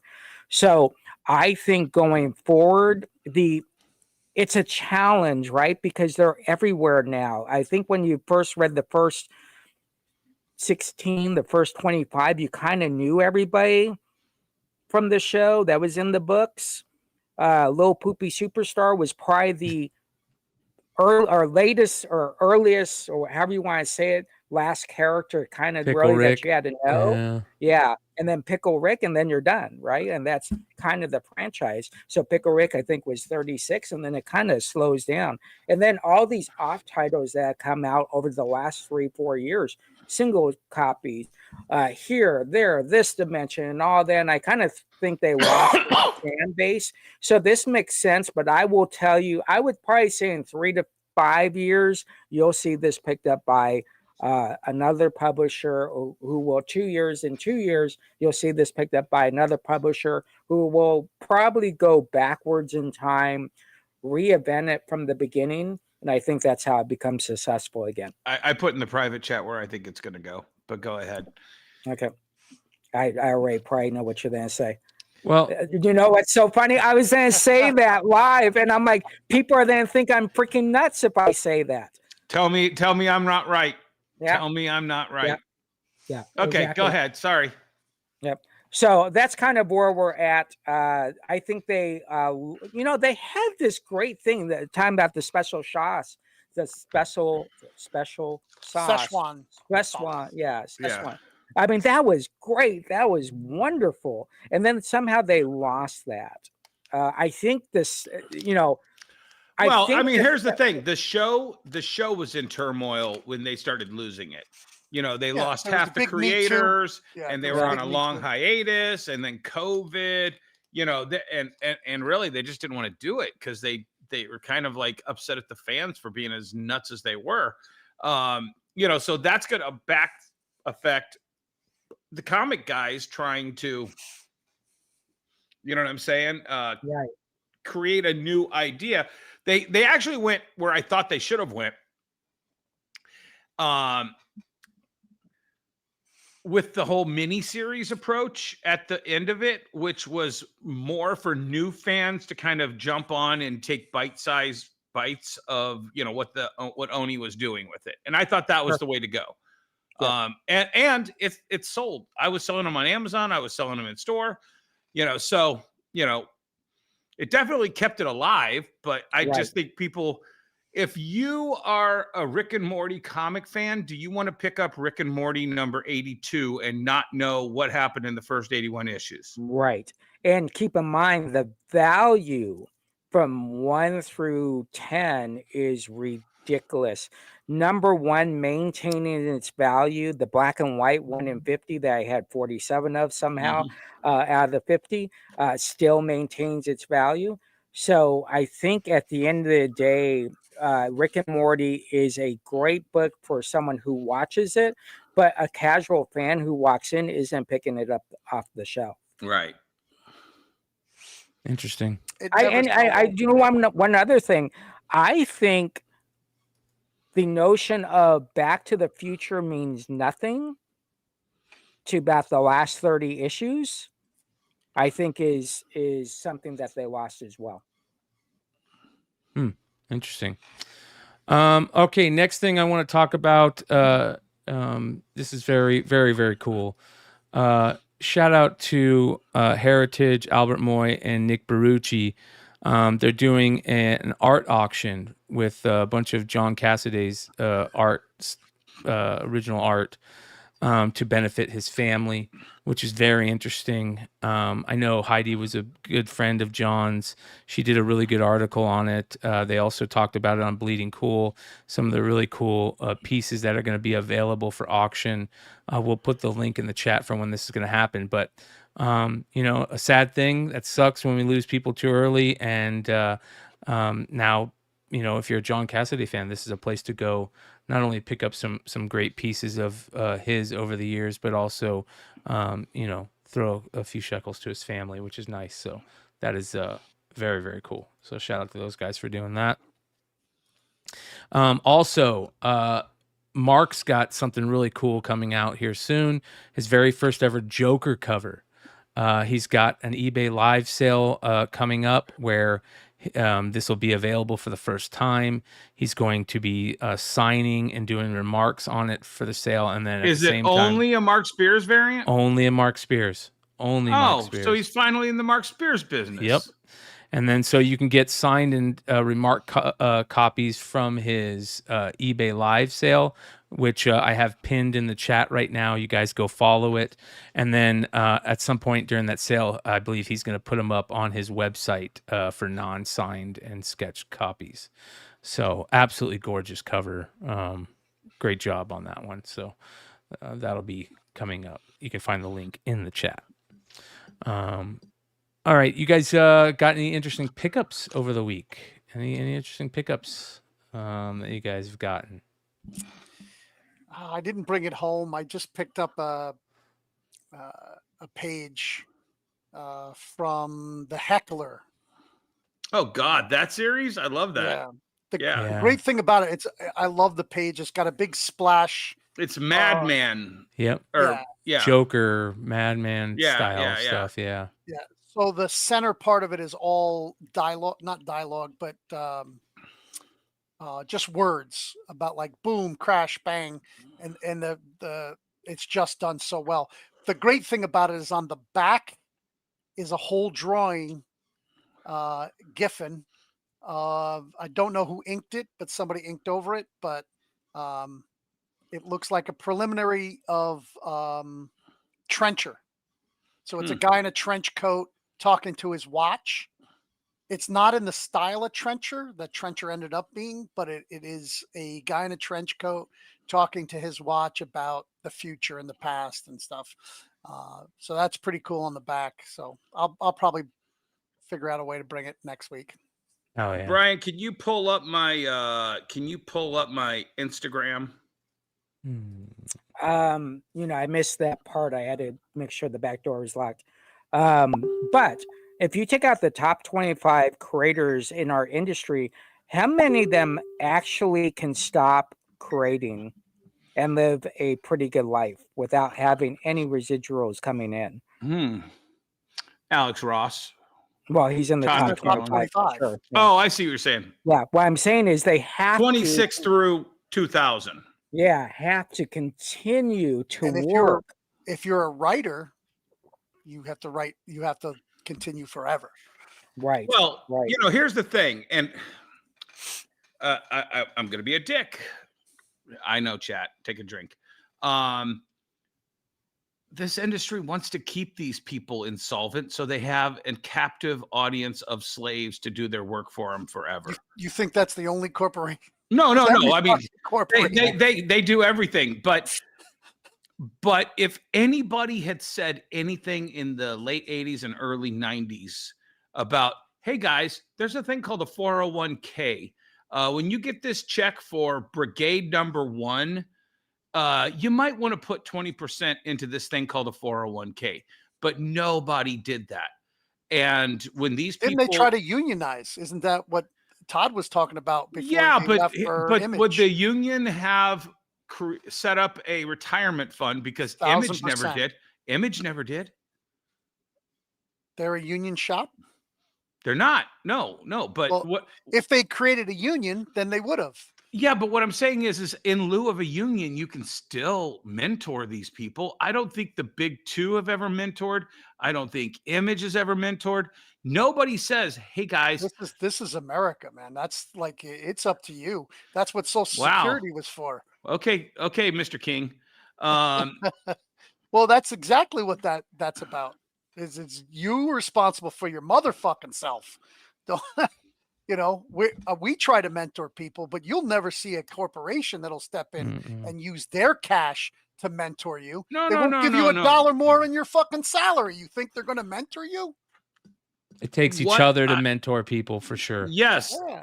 You're telling me that that Neil Adams, when he was fighting to get Siegel and Schuster any kind of residual, and when all of the industry was trying to get Bill Finger's name attached to Batman, those people also what I'm saying is those top 25, they use their powers to fight a giant battle like Siegel, Schuster, Kirby, all of that. But they never hey, you know what? This gravy train's not going to last forever. I don't consider Image a corporation, but I don't think I've talked to a single Image creator where Todd, Wills, Jim, anybody pulled them aside and said, hey, you might want to invest some of this money in a piece of property now. You know what I'm saying? When the hot new artist rolls up in his brand new Corvette to the Image offices, do you think anybody comes down there when he said, hey, everybody come down and look at my new Corvette? Do you got a 401k yet? Do you have health insurance? I don't think even the Image level, the top 25, I don't think any of them try to take and mentor those 26 through 2000s. I just don't. Who knows? I've never heard it. I mean, you would think one of these speeches where it's like, man, I am so glad Neil Adams took me aside and told me to invest in property when I made my first 7-figure check. I've never heard it. Well, the other thing is that Image's business model. Yeah. The people that work there, the people that create for there, except for the owners, they're all independent contractors. They're just using them to I'm going to use your quote against you. Just because it's right doesn't, or just because it's legal doesn't mean it's right. Okay, but that doesn't really fit because it's not talking about legality. It's they don't have any responsibility to the rest of them other than print their books. I'm sorry. I think as a mentor in the industry, you have a responsibility. That's why the fuck I'm on this fucking show. Do you think I need to? Do you think I need to be on this show? Yeah, because it makes me money. Because it helps my corporations. No, I do it to help mentor people. Todd, and the rest of them are they're not running the show. Eric Stevens is running the show over there, and he's just picking the books that he's willing to print. And then the print money comes out of the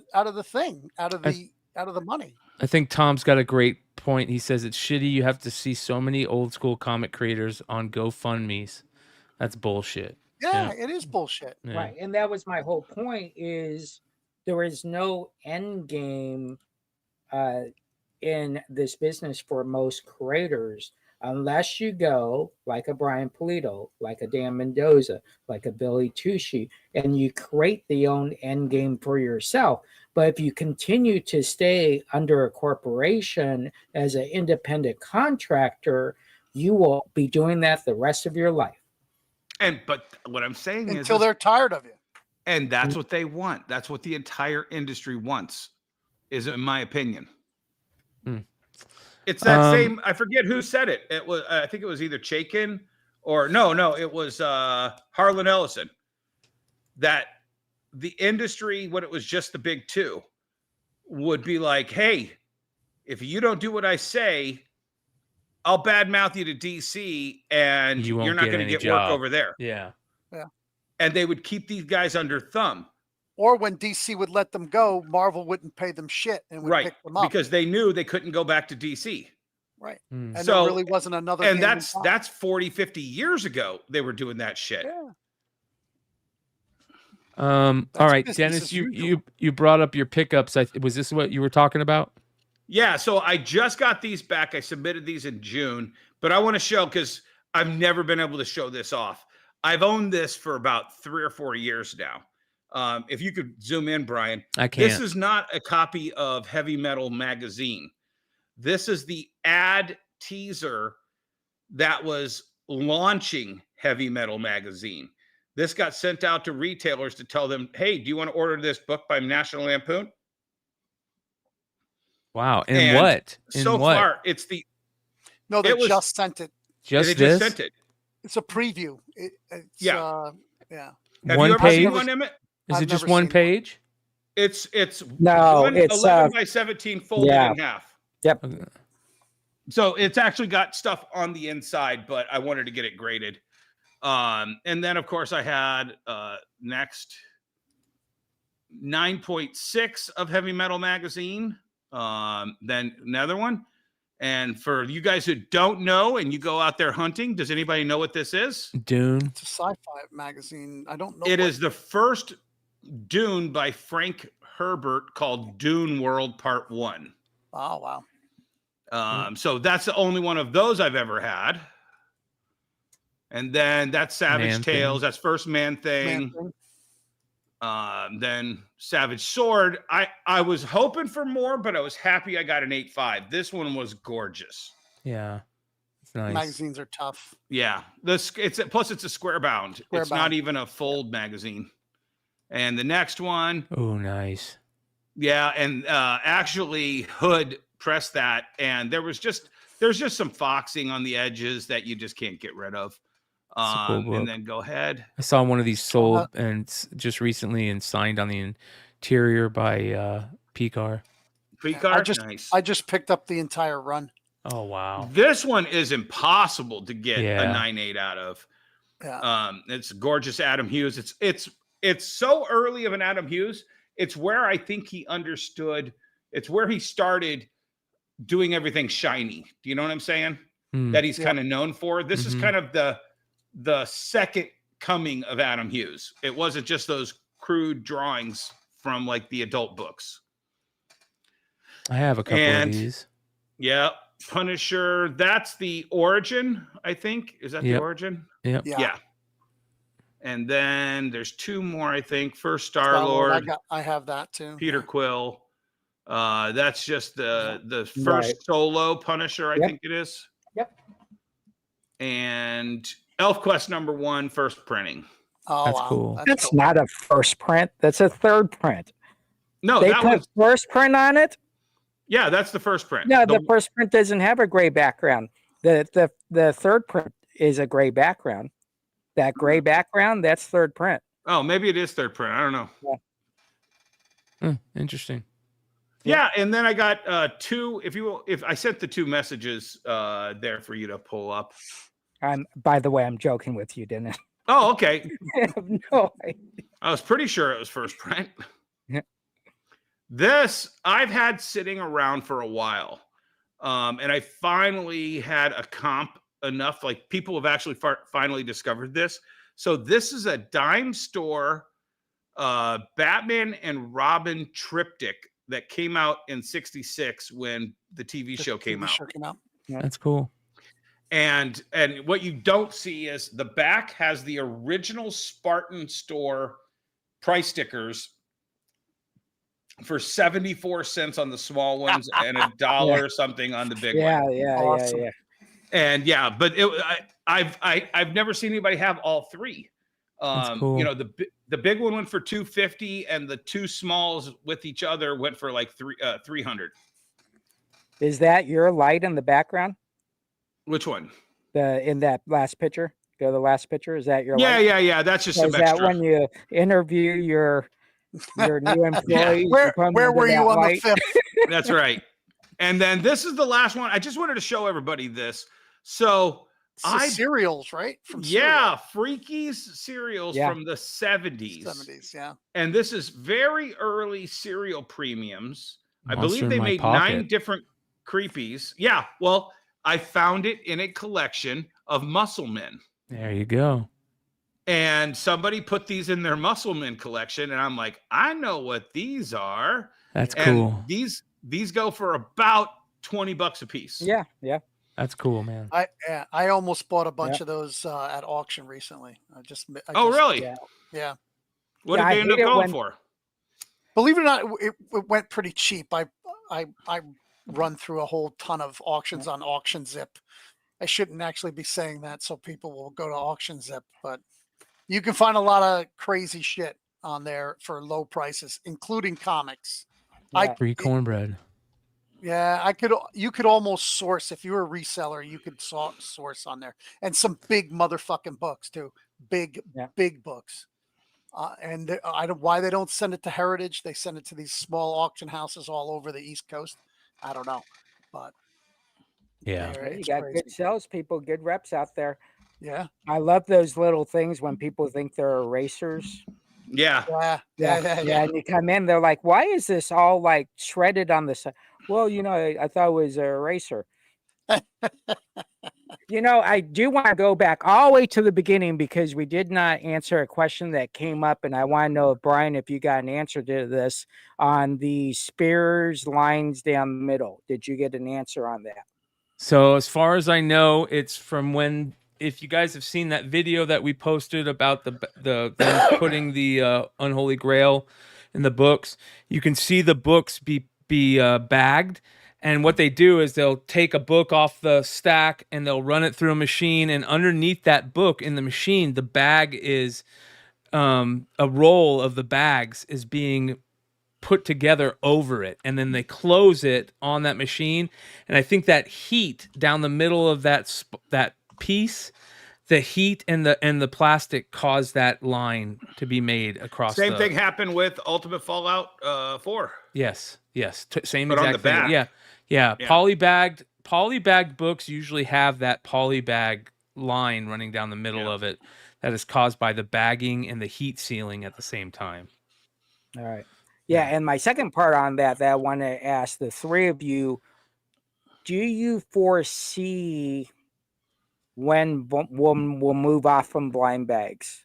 Not anytime soon. How long do you think we have on this?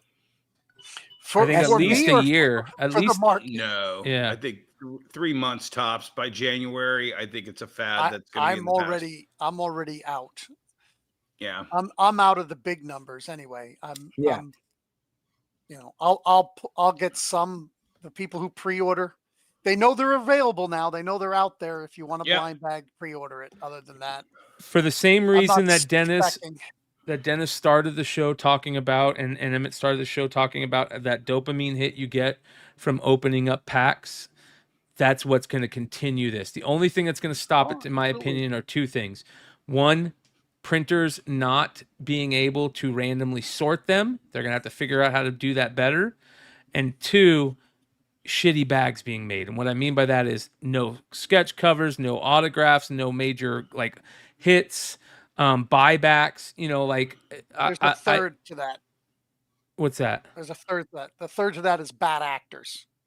Oh, yeah, but I think that moves into that one. Like if you're not putting together good bags, and there's been some of them we've already seen, and I think maybe we'll have to figure out some point to say, okay, these are more like the mystery bags. When I used to go to card shows in the 90s and 80s as a kid in the Valley West Mall here in Christown Mall here in Phoenix, they used to different dealers would create what they call mystery packs, and they would just take a stack of base cards and they maybe put a couple of Wonka tickets in there for these cards on a board, and they would just be in little brown lunch sacks, and it would say 50 cents on them, and you'd open them, you'd go through them. If you didn't get the little piece of paper that said, corresponding spot of the card on the board, you were like, okay, these are all trash. So I think that's what's going to end up happening, is that it's got to be special. Like in the card world right now, they went from doing that, realizing that doesn't work, to doing these repacks where they're putting in all good stuff all the time in a floor and a ceiling.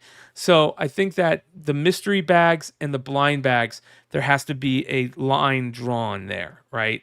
And so that's important. My question for the floor and the ceiling: Are they charging more than the floor? So for the most of the good blind bags and repacks that I've seen, their floor is like 200 and they charge 150. Okay. Yeah. Well, that's fair. Then that's not gambling. That means every time you win. I've seen a lot of whatnot that is not that. You can get a $3 book, or you can get a $1,000. Well, here's what's interesting about the Whatnot thing. Whatnot is breaking down. I believe they might have come out and recently said that there are major rules for how you do these mystery packs in the future.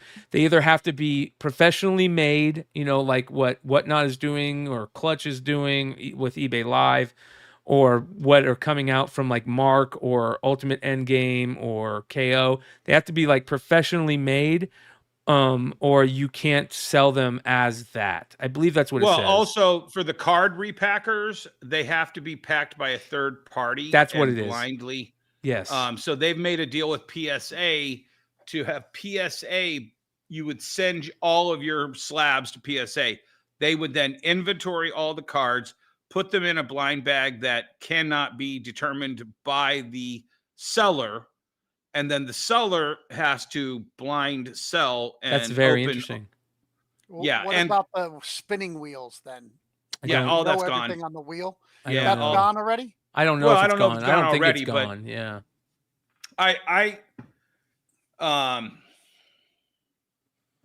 I see a way of laundering shit through blind bags, and I know it'll seem horrible, but like somebody who has mystery blind bags that they sell through the internet, through their show. No, I was thinking more of publishers that don't give a shit about licenses and IPs, and definitely that's coming. Can throw a bunch of AI generated crap into a bag and sell, that sort of stuff. I think retailers have to be careful not to get caught in the thing of just figuring out a way to get rid of your back stock, because that's what blind bags can become.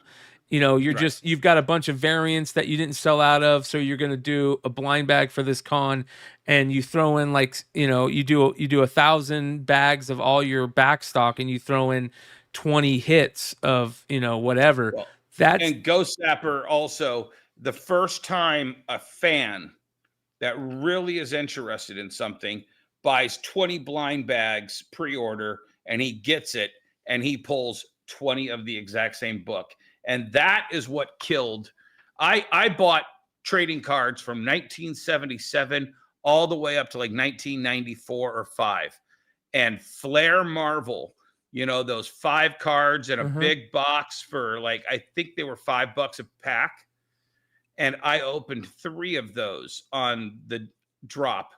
And I got so many duplicates out of just those 3 packs. And I was nowhere near collecting the 150 cards that set was. And I did the math and I'm like, I'm not spending this much money on this shit. Yeah. And that was the last time I bought trading cards until, you know, recently. That's why the printers or the whoever is fulfilling the randomization bags need to figure it out. They have to, or it's going to kill this whole thing. Right. Eggplant's right. Wait till somebody pulls 5 golden tickets in a row. And then everybody's just like, fuck it. Yeah. Right. Yeah. And I think the other thing that you have to look at that I completely escaped my mind. So go ahead and keep on talking because I forgot what I was going to say. Son of a gun. Holy It's the second time you've done that tonight. Oh, how long this was going to last? How long blind bags were going to last? Yeah. Okay. Yeah. How long these blind bags are going to last? I think it's really when we stop seeing them at conventions is when you'll see them stop altogether. Because if they can't sell at conventions, hand selling to people that have expendable money, I think that's when you'll see them slowly start to go away. The other thing is there's so many titles on this FOC that they technically don't even know what they are. And so trying to say, well, I'm going to order 1,000 from Spear. Oh, I know what I was going to say. So Spear set the market at 350,000 bags. But what is the reality number for just John Smith? What is he happy with? 5,000 bags? 8,000 bags, 10,000 bags is successful for them. So I think what happens is we're thinking these big numbers where no, that small publisher, that small creator only has to do maybe 3,000, maybe 4,000. Well, if he can get the price up to $10 a bag. Right. Now, right. And I don't know if you saw. Right. DC did, right? They said no bag less than $10. Yeah. So then 3,000 is a good number for an indie. Right. So I think what will happen is you'll see people do it, but with low numbers and be successful at it at those small tiers. As long as the print companies can come up and make. Right. So I think the big box ones, I say before San Diego Con, that might be the last rodeo. And then after that, I think we'll see them tailor off. This is interesting. This is GameStop. They're doing mystery packs now. Here we go. Let's find out if these mystery packs at GameStop are worth it. We're going to buy 1 football and 1 Pokemon for $100 total. These are guaranteed graded slabs, and I've seen some nice pulls like this Zapdos base set, or even this Japanese Espeon EX that sold for $140. This Pokemon mystery pack only costed $30, so let's see what we got here. Taking it out, it looks like a CGC slab maybe. Let's turn it around. It looks pretty clean to me, and it's a Gem Mint 10 Tinkaton EX. $16. $2 card. Yeah. See, that sells Gem Mint 10. Yeah, but it's the Japanese No, I understand version. that, but that's a $2 card. Yeah. So $16 total with a Gem Mint 10. Right. For 80 you're grading, so $30 out of that pack. He got a $16 card. All right, here we go. Yeah. For about $15, $16. It is the Japanese version, so it's a little bit cheaper, but that's still a pretty clean pull right there. Let's see what football's got now. We're hoping for this rookie Patrick Mahomes PSA 10. Other cool cards we can get is this Barry Sanders rookie Gem Mint 10. This pack costed $60, so we're expecting a little bit of a higher end slab here. Let's get into this and see what we got. This one is guaranteed PSA slab, so let's hope for a 10 here. Drum roll, please. And it 89. looks like we got... Is that the Barry? Oh, Neil Anderson. Oh, my God. PSA old school slab, and it's don't trash on Neil Anderson, bro. That card is not worth 10 cents. No, it's not. It's not. But it's Neil. It made book for $30, but like it'll never sell. Try selling it. Never. The only way you Nobody can even sell knows it who is to Neil put it in Anderson put it is, back in a except for blind us bag. old school guys. Yeah. Midwest football fans, right? Like That's right. Bears fans. 85 Bears. Yeah. 85 Bears. So that's a waste. Right. Yeah. So I think this is where we have to be careful on saying what we just said. Our consumers they don't have the knowledge that a retailer has. So are they happy with just whatever they get? Well, here's the thing. As more and more corporations get into the grading and the blind bagging and all of that, and Emmet, here's where I'll 100% agree with you. These greedy little fuckers are going to sell $50 blind bags with $2 cards graded with a backdoor deal from a grading company, and they're going to make all the profit. Because you got to understand, GameStop doesn't carry that product unless they're making 20% of that $100. Yeah. Okay. So GameStop clearing, clearing. Netting 20%. Yeah. Netting, exactly. Yeah. So that means they got $80 to sell it, and they get a backdoor deal of $10 or $15 to grade a piece of shit card. Put one good one in there, and I'm not turning my shop into a casino. No, I'm just not going to do it. I did it with Whatnot my first year at Whatnot, but I was doing it the opposite way. I was making sure every book that was going to be in those mystery boxes started at the start price, and and there were books that were 3x what my start price was. I gave away $1,500 books on the show. Yeah, I don't think a corporate company like GameStop is saying, "Oh my gosh, let's give value to the consumer." Well, that is not in any conversation in any board meeting. The value is the chase. Right. That's value they're getting. All we're providing to the consumer is the opportunity that they are going to get something.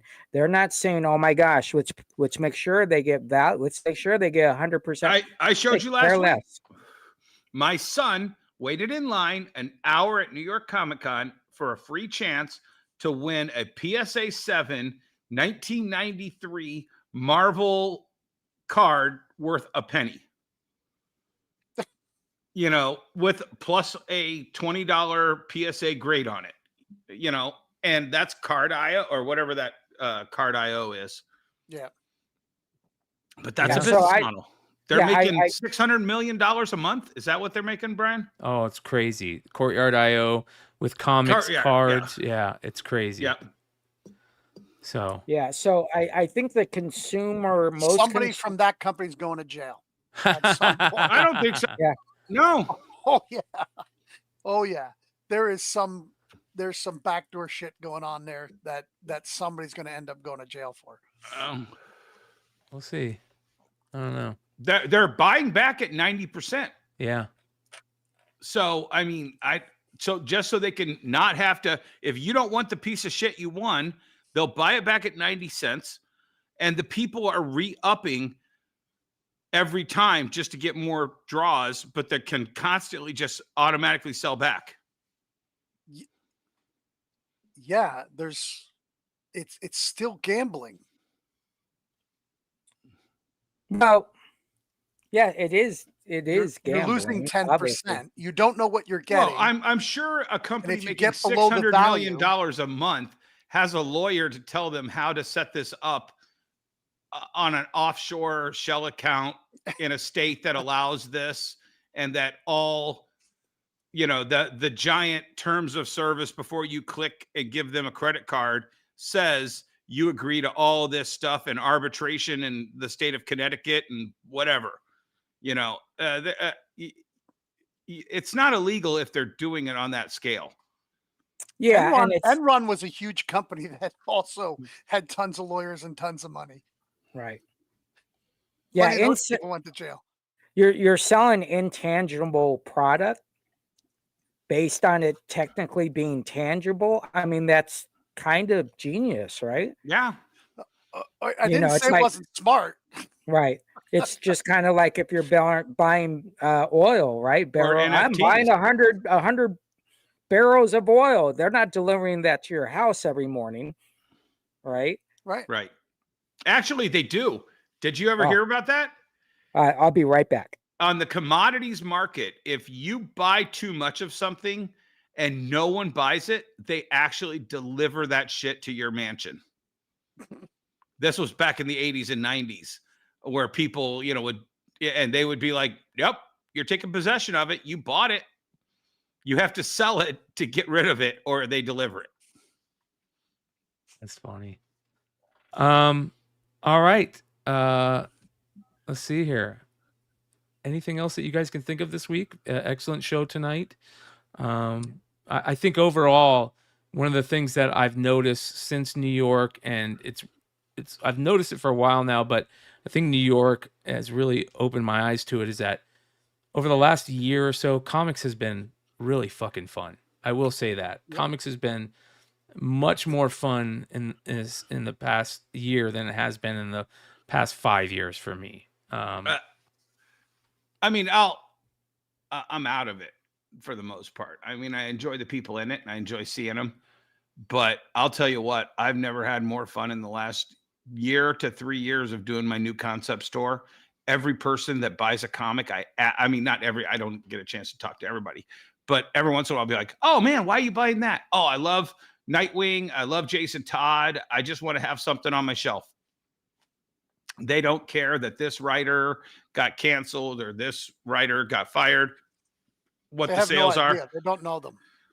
They give a shit about having the cool cover on their wall, and I provide that. And that's made me the happiest I've been in 20 years of doing retail and 35 years of selling it. Oh yeah. Amen. And my profit margins are way better. Yeah. Well, that's where all my profit margins are, in the same place. Yeah. New comic books don't make me any money. Yeah, but they bring people into the store, right? That's the important thing. Yeah. They create traffic. Yeah. My job is not to sell them what they've ordered. My job is to sell them something else. Yep. So, all right, good stuff. We're going to keep our eyes on the Warner Brothers World sale and all that stuff, which could change a lot. There's a lot of talk about, of course, James Gunn and his DCEU or DCU. We'll see how that all plays out. I'm surprised with the debt removed that it hasn't happened faster, or if there's actual, like, maybe backdoor bidding going on where people are. Oh yeah, they've been approached, much like Diamond in those early months. They've been approached multiple times by multiple people saying, we'll buy it, sell it to us. And now I think they're just negotiating for who's going to pay the most. Yeah. And then I guess it also depends on who they sell it to, whether they'll have to get the FCC, not the FCC, the SECC, right? SEC. Yeah. To approve the merger or whatever. Because if it's somebody that's not in the business. I personally would love to see Disney buy the whole shebang. I don't think it's going to happen because I think Disney has too much debt right now. Because they've been so great at Marvel. No, but here's the thing. I like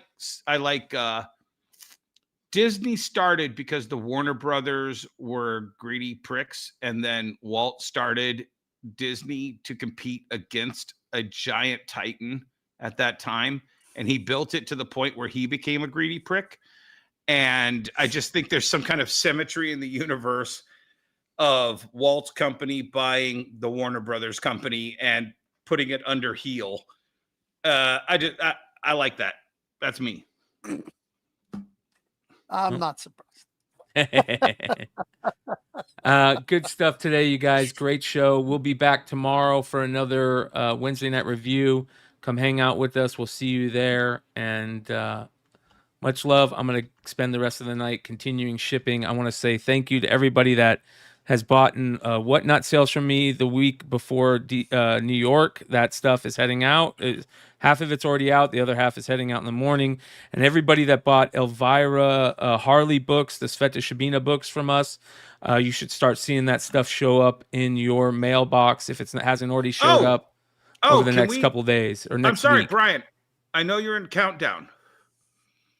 Can we show that video of the stuff that's finally arriving? Oh, I know what you're talking about. You're talking about the the golden 15 the golden or whatever. Age. Yeah, the freaky 15. Yeah, that's very interesting. A lot of people are getting their Macroverse stuff in. But I kind of want to talk about what we were told and the Temu, what we saw and what we got. Yeah, here we go. That doesn't. I would love to see this clipped with his interview. Yeah, this is that's a standard shipping box. First of all, yeah, this is Comic Aussie. He put this up, and this is the Frightening 15, I believe, right? And correct. How it came. And I gotta say, a lot of people are talking about how terribly flimsy and low quality these boxes, these special shelf boxes that were one of the big reasons everybody went for this level of the it's paper. It's paper. Yeah. Didn't he describe it as like a hard slipcase that was going to go on your shelf for all time? Yeah. A lot of people are saying that they're still getting them not late, and a lot of angry buyers from what I can tell. So that is not what he said the industry was getting. Yeah. Well, I think I seriously think that at least they got something. Well, yeah, no, I understand that. Because there's been people that haven't provided anything from their Kickstarters. So. Right. No, I agree. But look at the way he's just bending that. That is not what he described on our show, guys. And I just wanted to call it out. I just was like, yeah, it doesn't look good. It doesn't. And the fact that that was July. It was supposed to be delivered pre-San Diego. And he said, oh, hey, it's going to be delayed because we have to make this box. You know what I'm saying? And when you see this box, it's like, Jesse, you've made boxes before. How long would it take you to make that box? I didn't see it. Right there. It's made out of paper. What? It's a paper box. Wow. And remember we were joking that he should have printed that box before? Right. It would take me about 2 weeks to design and print that box at a regional print shop. Yep. Here we go, Jesse. This is the image, the video again. A nice sturdy corrugated cardboard shipping box. Nice styrofoam in corners. A paper box. Yeah, and not like barely cardstock. Right. Yeah, exactly. A couple postcards and the same book that they gave us in July at San Diego. Emmett's not here, but we got all of these at San Diego.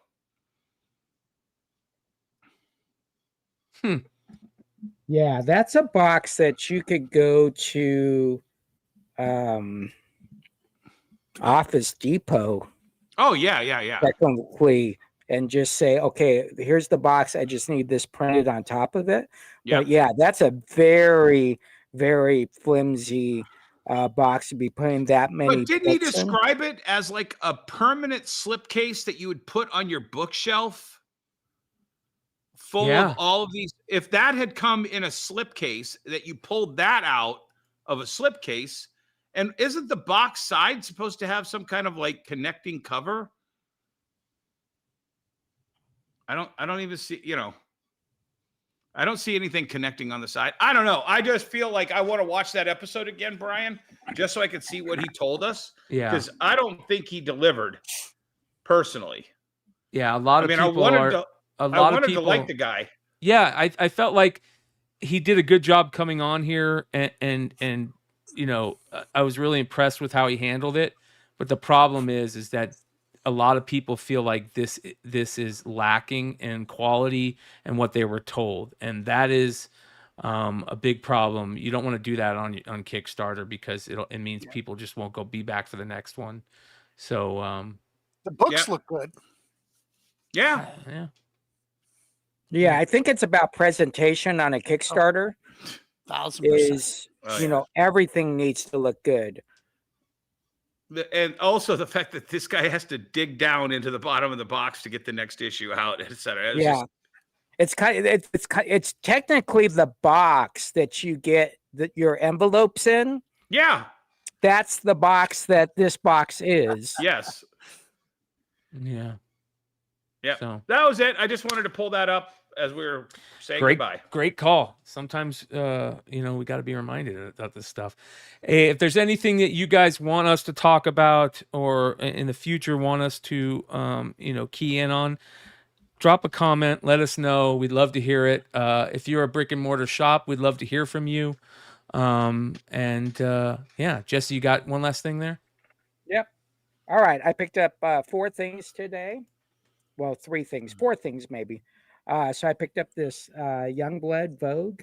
How much did they pay you to take that away? Well, that comic, is that comic only come in that package? Because that comic might be very rare if it only comes in there. So it's just a fun thing, kind of cool that I got that. I showed you guys this earlier today, the 5-star stories, Japanese. It's a kind of a pewter, it's very heavy type of character. I tried to look it up on 3 pages. All 3 sites were in Japanese, so I didn't have any luck trying to figure out what it was. But it says general products on it. Mortar 800 5-star stories. So I thought that was kind of cool. I picked up this bad boy from a customer today. So I thought that was kind of cool. I don't even know what that is. What is that? It's a Megazord. It's a Megazord. Power Rangers? Yep. Yeah, but it's one of those Fisher Price play school figures, the little tiny dudes. Yeah. Okay. So pretty cool there. And then the cool thing I got in today, which is then just talk about my age more than anything else. I got the box set for Shogun.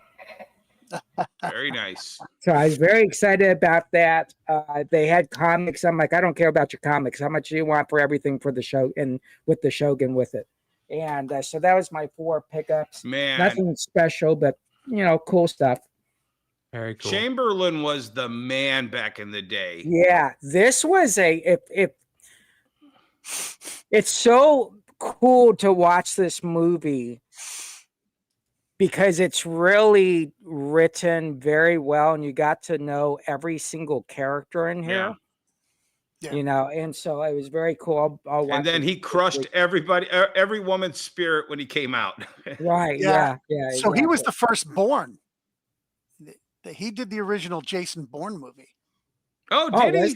Yeah, Chamberlain's the original Jason Bourne. Bourne. Nice. Yep. Yeah.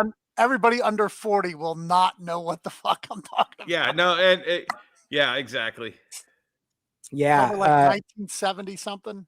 Right. But the crazy part about it, and I'll just be real quick on this, is the resurgence of VHS tapes and DVD tapes have been amazing. And I think Blu-ray has helped those items to be worth more to consumers. Tell us more, Jesse. Yeah. Tell us more. But I just think it's awesome. And I know, Dennis, you've been selling them for a while. But when someone watches Ben-Hur or Cleopatra and you explain to them, no, those are 5,000 people in the crowd. Yes. It's not one person that they CGI. That's 5. And people go, this young generation really is enjoying the VHS tapes and the DVD series. And I think, again, Blu-rays have helped those sales. So it's been kind of cool to buy that and then watch the age bracket that's actually buying it, which is about 18 through about 25. And the kids are insane for it. I told everybody about the digital camera thing. Yeah. My daughter finally wore out the other digital camera I gave her a year ago, and she asked for another one, and I grabbed one from the back. That the camera, it was a Coolpix. They're going for $100 a piece on eBay. Yeah. Wow.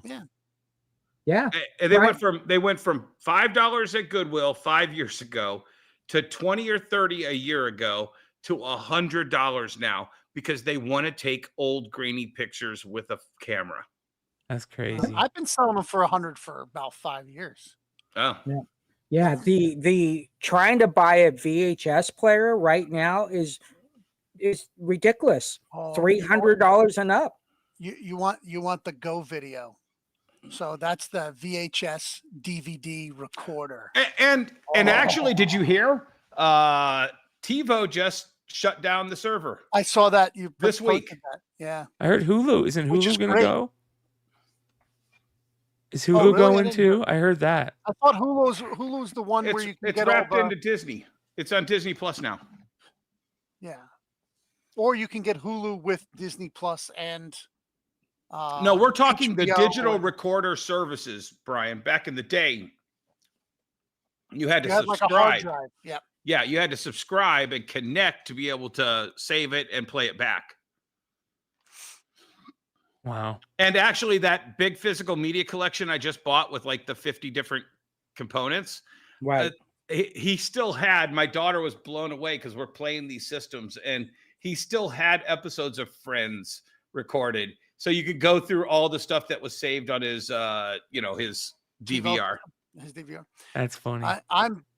I'm hoping to find a laser disc player because you have 3 of them. I just got 3. Oh, nice. Because and there's multiple kinds of laser discs. Yeah. There's the original one that came in the plastic case, and then there's the ones that look like records. You've actually done a big faux pas there, Emmett. The ones that come in a plastic case are actually the RCA Selective Vision video disc. It's not called laser because it actually is on a magnetic disc. I remember those. And then laser disc was one up from that. Yeah. Yeah. But I tell you, I like the quality on those better. I'll say this before we go out. I hope each one of these guys one day get thermal cameras in their store so they can record people farting every time in their store and take videos of it. We can dream, can't we, you guys? We'll see you next week. Adios.